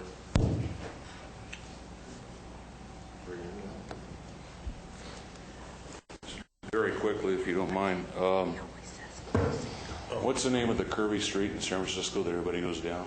Lombard. Lombard. Do you suppose those people want all that traffic to go down that street? They do. If you live there, you'd want all that traffic to go by? Okay. Maybe a poor example, maybe not. They go down that road. It's a public road. It's not a shortcut to anything. They just want to go down it. Well, this is a connector road. Any which way you want to look at it, it's a connector road. Mr. Rodriguez, his first drawing was a locked gate at the top of that ridge. Who wanted you to change that to a through road? The county. Tim, you're addressing the board. You're addressing the board. The county is the one that wants that as a connector road. Mr. Rodriguez didn't want it. He was putting it in the same way it was, a locked gate for emergency access. The county wants it as a connector road. So what Stephanie said is in fact false. The county is the one behind that. And as far as I'm concerned, you can say it 6 ways to Sunday, the traffic problem has not been mitigated. Thank you. Okay. Is there anyone else who has not spoken that wishes to address this issue? At this point, I'm going to close the public hearing. Oh, okay. Well, I can do that. Does the applicant have any closing? I thought he did. Be fine. Okay. Close the public hearing, bring it back to the board. Actually, what we're going to do, we eat lunch now? Take a break and eat lunch? Well, where do we get through this? I think they're going to want a continuance to do the findings. So I think we can wrap this up. Could you speak up, please? I can't hear you. Well, Marita, when are you going to wear your hearing aids to the board? Ooh, okay. That's what she tells Okay, me. the public hearing is closed at this point. I want to bring this back to the board for comments. Okay, I'll give my comment. What I suspect will happen here is we'll, and I think it's been requested, I think Bob mentioned it, council, I think, would like and staff would like another week to come up with the appropriate findings as directed by this board as to what they'd like to see in it. I think it's a good project. I concur that it's certainly been worked on for a lot of years. And I am not for gated communities. I have spoken out strongly against gated communities just on principle. So I'm not in favor of going back and making a gated community. I would, however, support the revision of limiting the access to Calaveritas Road to one access point. I would support that. You know, I'm not going to vote against the whole project if there's not board support for that. It's not a project killer, but I think we better start addressing access points. And when we have a development like this, this is the ideal time to say, basically, you know, don't just drop 2 lots off the end and generate another access when you're talking 130 lots. So I would support that, and I would support the continuance for a week. That completes my comments, Mr. Chair. Do you want to ask for something else? Yeah, is that the, there's no meeting next week. Oh, so it'll be 2 weeks, excuse me. But is this the desire of the CDAs to continue this? Yes, we want to be able to finalize with council all of the findings and make sure they reflect your findings correctly. Based on the direction they give you today. Yes. Right. We've got to Based on check this our poll. ordinances and make sure that everything is on this final tentative map absolutely conforms. So it's safety more than anything else. Okay, Steve. I'd like to pass for the moment. I would like to hear from the supervisor whose district this is in.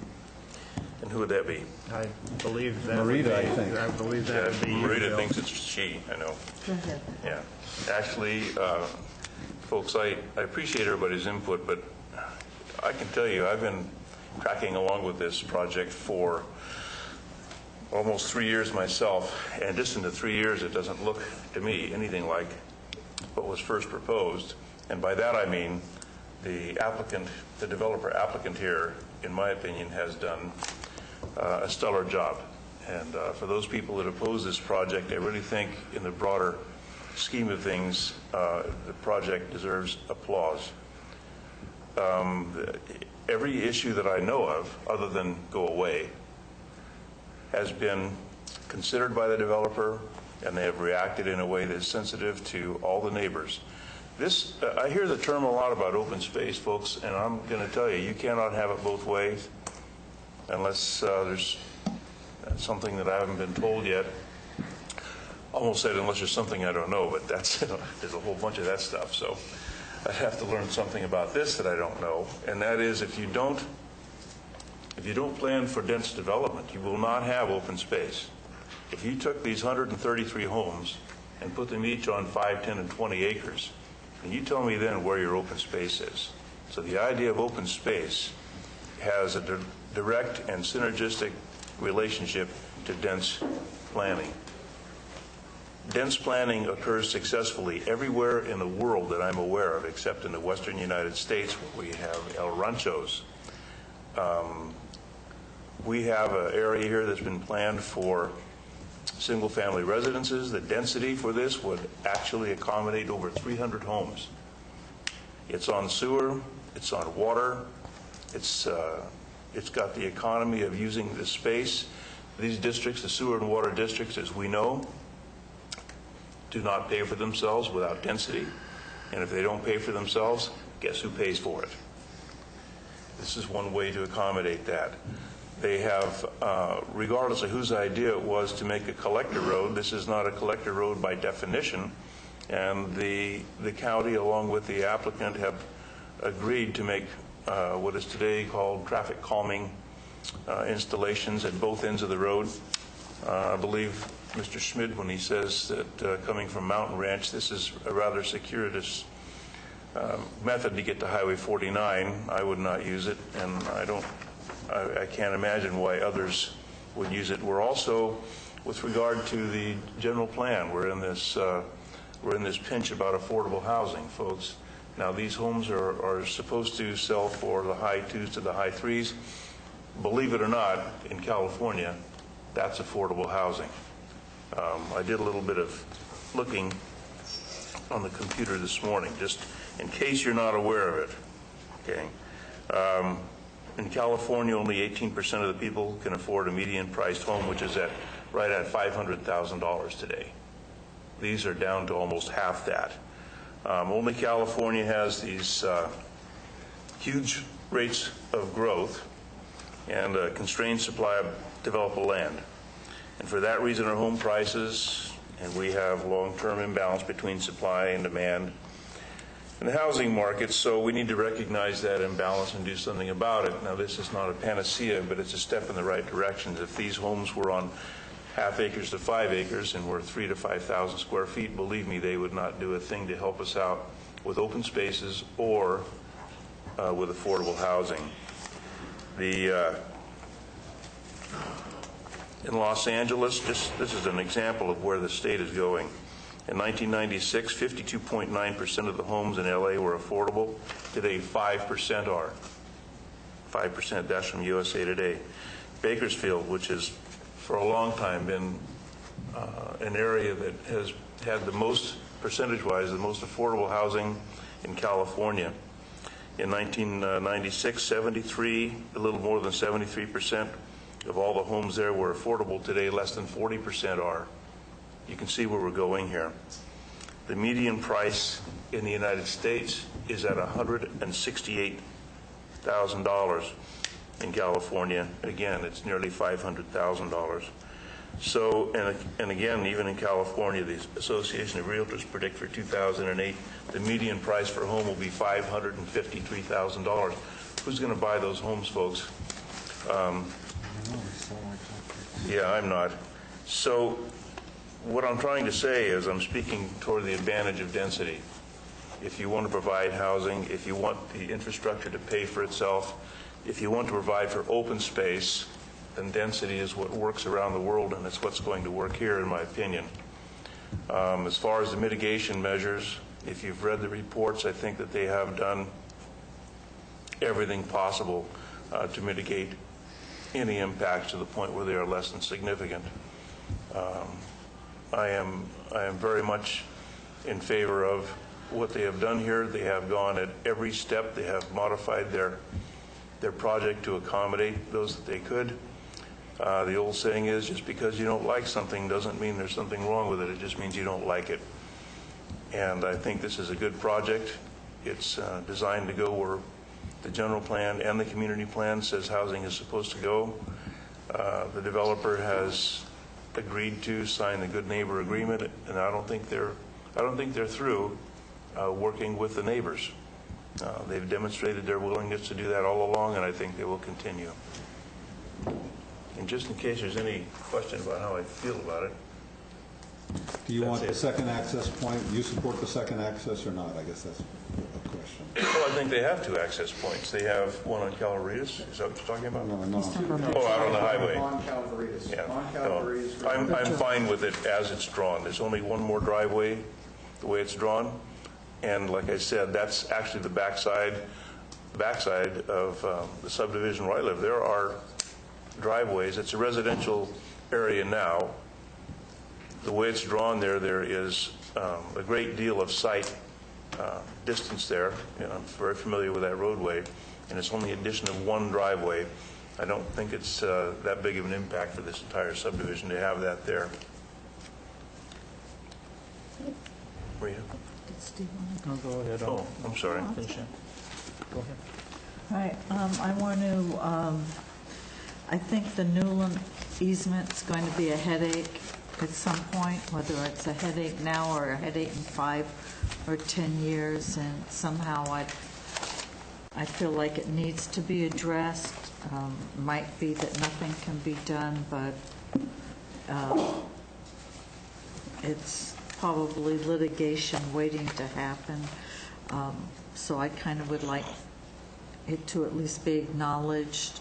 The sound barrier regarding the lift station, there seemed to be some validity to that, but I don't know what kind of noise lift stations make. I know right out here we have about a 10-foot wall around some equipment. It's awful looking. So I'm not saying it should be somehow aesthetically pleasing, but if there's a sound, there's going to be gripes at some point. I do want to confirm there has to be sewer connections before any building permits can be done, Bob.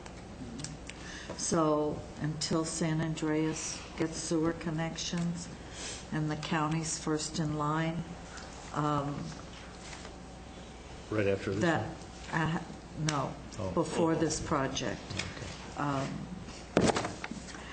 So the other was something Mr. Moon mentioned about a guardrail that went by me, but I didn't know if that was something that needed to be addressed. I also sort of had concerns with the 10-foot versus 5-foot setbacks. And I really had to give it a lot of thought. I don't like 5-foot setbacks, but I lived in San Francisco where it was wall to wall. There were no setbacks. It was zero property line.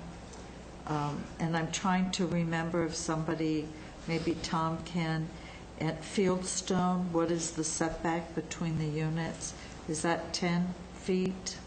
I think it's 5 and 5. 5 and 5. 5 and 5. 5. That's And this will be 10 also, it's 5 and 5. It was for each 5 lot. in It's just in the Fieldstones. 5 is the R1. It's the R1 I designation. understand that.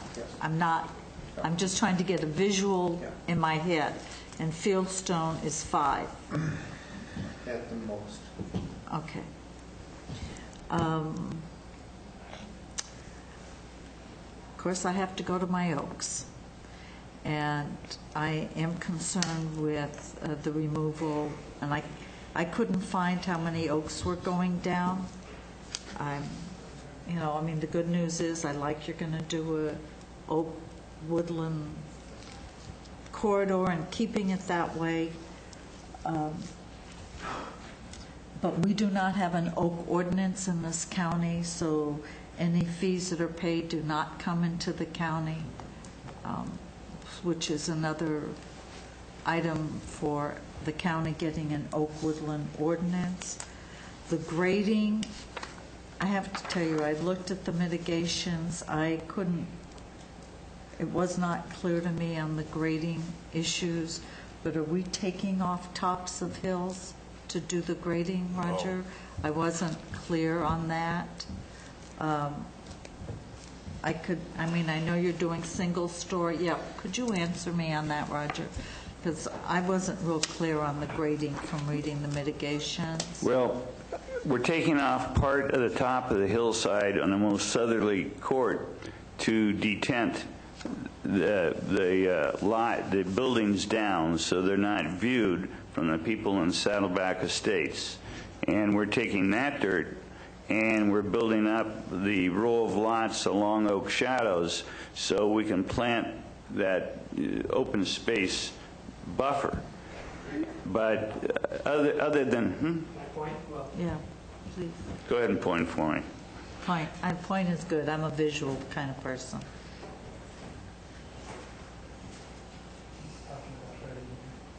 We detented part of that down so it looks natural, so that people don't, with the fence and the landscaping, won't see rooftops because they wanted to have an open, clear view. So we're protecting ourselves by doing that. That does not have the real heavy concentration of oaks. The heaviest concentration of oaks is where we're leaving it in a conservation open space at 9 acres, and also over in those large lots to the east. And that's why we took them back natural. But what we did is we detented that part of that cul-de-sac down, not the whole hillside. So that's where the mass grading would be? Yeah, and it's limited in that area. And then we're taking that fill and raising those lots up in the lower area to provide for a barrier for the people to the north. And so that is a minimum amount of grading we can do to accommodate the people to the north and to the south as far as their viewscape and comply with the required road design elevations and curves and what have you. And we have that down to the bare minimum we can get it down to and do anything. Thank you. You're welcome, ma'am. I like the traffic calming that you're going to do to reduce people from, as Bill said, using that as a thoroughfare. It makes it a little more convoluted to do that. I wasn't clear, I understand about taking the road to the old airport and then it stops. Is there something that's planned there, Roger, that isn't on here that I'm not familiar with? That is a possible route to go out through that cul-de-sac, go on to the owner of the airport's property, presume condemning it, and running a road down approximately the route of the old airport runway, connecting into Old Airport Road, and taking Old Airport Road out and putting a signal there, perhaps in lieu of putting a signal at Mountain Ranch and Highway 49, because the stacking distance going north as you go around that bend going downhill. There are some other, the basin study is going to evaluate some other routes. I personally don't think that will be the ultimate route, but we're providing an easement in case that is where it's decided to go. But right now it's connecting to nothing but a future idea, one of many. Okay, great. Thank you.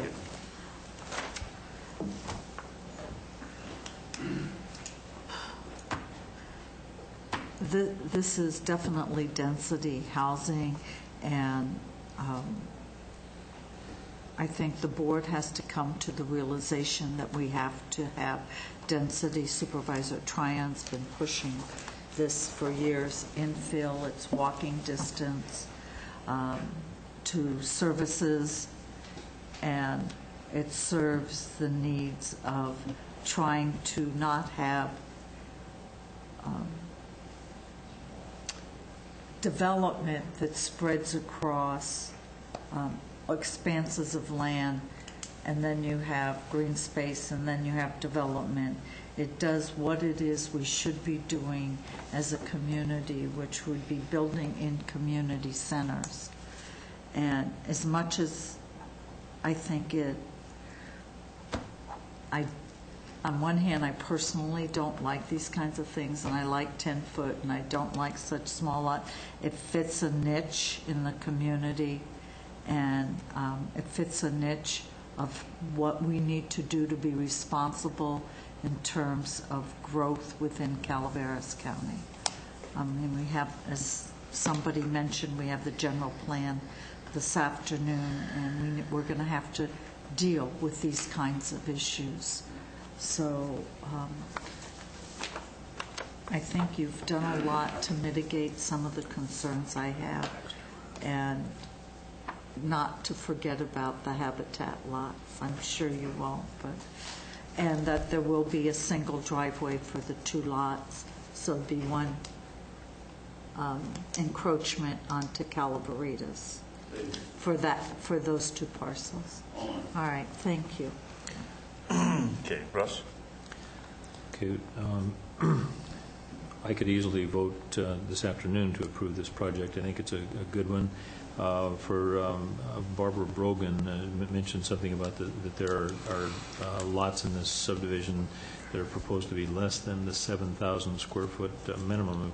I'd like to point out that is 6 units per acre, whereas on the 38.69 acres that this project is going to put 130 houses on, that's 3.36 units per acre, which is about half the density, less than half the density that is approved on 7,000 square foot lots. So I think that it's really quite a well-balanced compromise between density and open space. I applaud the efforts of the developer. On this proposed condition about the one access only on Calaveritas Road, I don't know I'm not hung up on that. I think the chairman said that he wasn't going to force that issue, and Tom Tryon said that he wanted it, and Rita said he wanted it. I don't know how Steve stands on it, but I am not in. I'm not going to take a position to say that it has to be in the development standards. But anyway, I'm very much for this application as it currently stands. Thank you. Steve. I have been making notes throughout all these comments, and I want to speak to a number of the issues that came up. I think probably... I'm just kidding.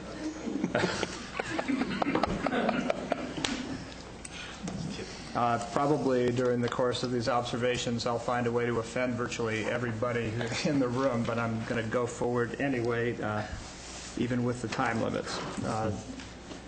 First,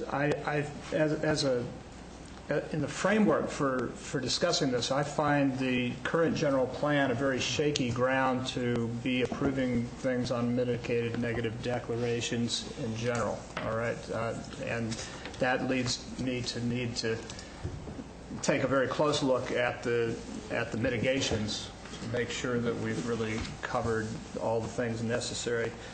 Secondly, I'm horrified by setbacks of 5 feet or 10 feet or even 50 feet. I have a more rural tendency in my background and sensibilities, but I also very much, as another aspect for the general consideration, recognize that right now in Calaveras County, we're in deep trouble trying to find ways or places for people with the median income to be able to live. Our kids are having to go elsewhere. Our working families are moving out, actually, in my district at a terrific rate. And so that's why I asked the question of the cost of these things. And I do note the 2 houses for Habitat. Let me say that to me it's very important that every development pay some serious mind to the question of who already lives here and whether we can house our own population, our own constituency as it is. This is a 1.5% contribution in the overall development here for affordable or I should say low-income housing, people who the lower quintile of income could afford. However, on the plus side, and very important to me, the last time I asked a question of what the cost of development would, or cost of a house would be in development, the answer came back the high 600s to 1.1 million. And I'm thinking about the median income in my district. It's 1/2 of it actually is below $27,000 for a family of 4. So when I look at this development, one of the most important things to me is a question of, is it at least within the range of regular working folks in this community? And I find that that's the case. Regarding the water pressure issue, I've already talked to people in the phase 1 who are saying that they've got a problem, and this proposes to fix the problem. I would sure like to see some guarantees that this be an early gesture of good faith. We've got a good neighbor agreement, and I think that's important. I don't see this timed out, and I'd like to see that, if possible, put in relatively early in the effort. I think it would be a good gesture, and since you're doing it anyway, if we could put the timing in, that would make some difference to me. I do have a lot of experience about Calaveritas Road. In fact, I've been holding meetings, although this part is out of my district, I've been holding meetings with people uphill from there regarding the rite of passage traffic. And I can say, and I think it may help some of you feel better, that we're headed to an agreement, a consent agreement with ROP, and they've already implemented some of this. As you may have noticed, the traffic on Calaveritas has been a lot diminished over the last couple of months, and the reason for that is that we're routing traffic, the staff traffic, and visitation and vendor traffic are now going up Frico City Road. So I think that there's a little bit of an offset which might comfort some. I find it very positive that we're coming in at 1/3 the density, and that the way that the benefit from that happens in open space and the circling around some habitat and some wetland issues, and I very much appreciate that. And the truth is that you have to have high, and to me, even repulsive densities to accomplish that in some cases, that there really are these kinds of things that we have to weigh carefully and see what we ultimately come out with. The other thing that I note in the course of this is that at least people met. At least there was discussion, at least there was some response and reaction, as opposed to the kinds of unfortunate processes that we've seen in Valley Springs and elsewhere, where people come in with their idea, jam it home, and call that community relations. So I do think this is something of an upgrade from that, and I do want to acknowledge that as I make my observations. I agree with my colleagues that the infill aspect, that this really is infill. We've got it kind of it's close to town, close. It has the, and we'll be talking about this afternoon. It has the infrastructure, at least, and this leads me to probably what will offend some, but it purports to have infrastructure, and we do have something like a water district or something along those lines. I want to say that it's very hard for me, in the same way that the general plan is a difficult foundation, so is this water district a difficult foundation for assuming any kind of infrastructure or future. I believe it's too small. I believe it hasn't planned ahead. I think that there are issues, all kinds of issues, and I'm going to use every opportunity I have to call for this. If we don't get some of these small districts consolidated into a more efficient way of delivering service with a economy of scale that's concurrent with that, we're going to continue to have these doubtful moments where people will say, yeah, we got the water, and then I'm looking at who's going to deliver it and who we're reaching agreements with, and it's hard for me to place a bet on that horse. And it leaves me with two shaky issues, which appear to be two of the central issues for this, for approval of this. And I'm going to keep on saying that until we consolidate. We have 8, 9, 10 water purveyors in our county. Half the people are on wells.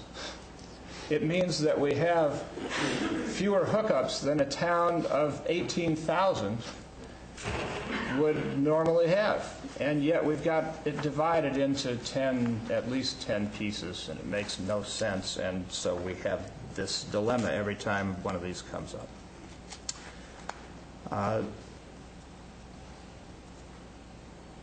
Finally, I wish that every development would work with the beautiful topography that we have. This one seeks to do so, but compromises it by the density that I just spoke of. For me, the shaky aspects of the foundation are offset by the housing, the affordability, the building envelopes, the open space. It's not an easy decision. I've actually been undecided. I want to speak last because I was still trying to figure out where I was going to come down on this. In deference partly to the people of a district who elect an official to represent them, I give considerable weight to the person who represents that district. But in fact, even without that, I believe it weighs toward approval of this project with further considerations as outlined. We'll try to work out some of those things, and I hope the pump is one of those. Oh, and finally, the question of the road entrances. Having heard loudly from the people on Calaveritas Road, I would sure like to see that one additional driveway routed somewhere else. And if that means consolidation of two parcels or some other way around, I'd sure like to see that. That's 3 votes. What? That's three inclining votes or pulling. Yes. So we're going to go through the wetlands and the gully? No, I don't. Take out trees? Yes, we are. Well- If you listen to Roger. There's no other way of doing it. We're going to cut every tree in the county just to put this road in. If I understood, Roger, I think you need to tell us, because that's significant. It was it's going through the wetlands, taking out the trees. If it has the same number of parcels. He can reconfigure the lots, or either drop a lot or do something. He doesn't. The suggestion I was just going to make, having listened and tried to count, let's work it out. I was just going to say, it seems like that topic, that access, is the only thing that I heard there's enough votes to have a disagreement other than adopting the project as it is before you. You've got a 2-week continuance. My suggestion is that the staff has the direction of the board to, one way or another, figure out how to deal with the fact that you want to limit, if not reduce, or limit, if not eliminate, the access to Calaveritas, and gives you 2 weeks to figure out how to sort that out and come back with a specific recommendation, which then you can say yes or no to. It may be a redesign, maybe a dropping of lots, maybe, because you're not going to resolve it today. My notes are that 3 of you said it was okay to have a single additional combined access between 129 and 30, and these 2 disagreed. So I'm not sure I heard that. I think I let's heard. find out. Maybe that's what you need to do is run down that. Okay. Just pull on that single issue. Go ahead, Don, first. Okay, I'm for attempting, and I'm for directing staff to limit it to 1 access point on Calaveritas, see what that looks like, and then judge the merits of that in 2 weeks. You mean to eliminate the driveway? That's Yes. a maybe. What? When you say 1 access, you mean the road that's already Saddleback. planned to come on there is the Yes. only one you want, and therefore no individual lot access to it? Correct. Not That's what that plus 1 additional lot? No, not that plus 1. 1. So he's saying no access, other than the... No driveway. Yeah, and then if we can look at the consequence of that and what a redesign of that looks like and what the potential redesigns are. If there was some compelling thing like Marita said, I might reconsider, but I don't think that's where we are. okay. So that's fine. That's my position, but I would not do it at the expense of going through the wetland. I would hope that there'd be another alternative and would ask you to seek that. We could drain the wetlands, Steve.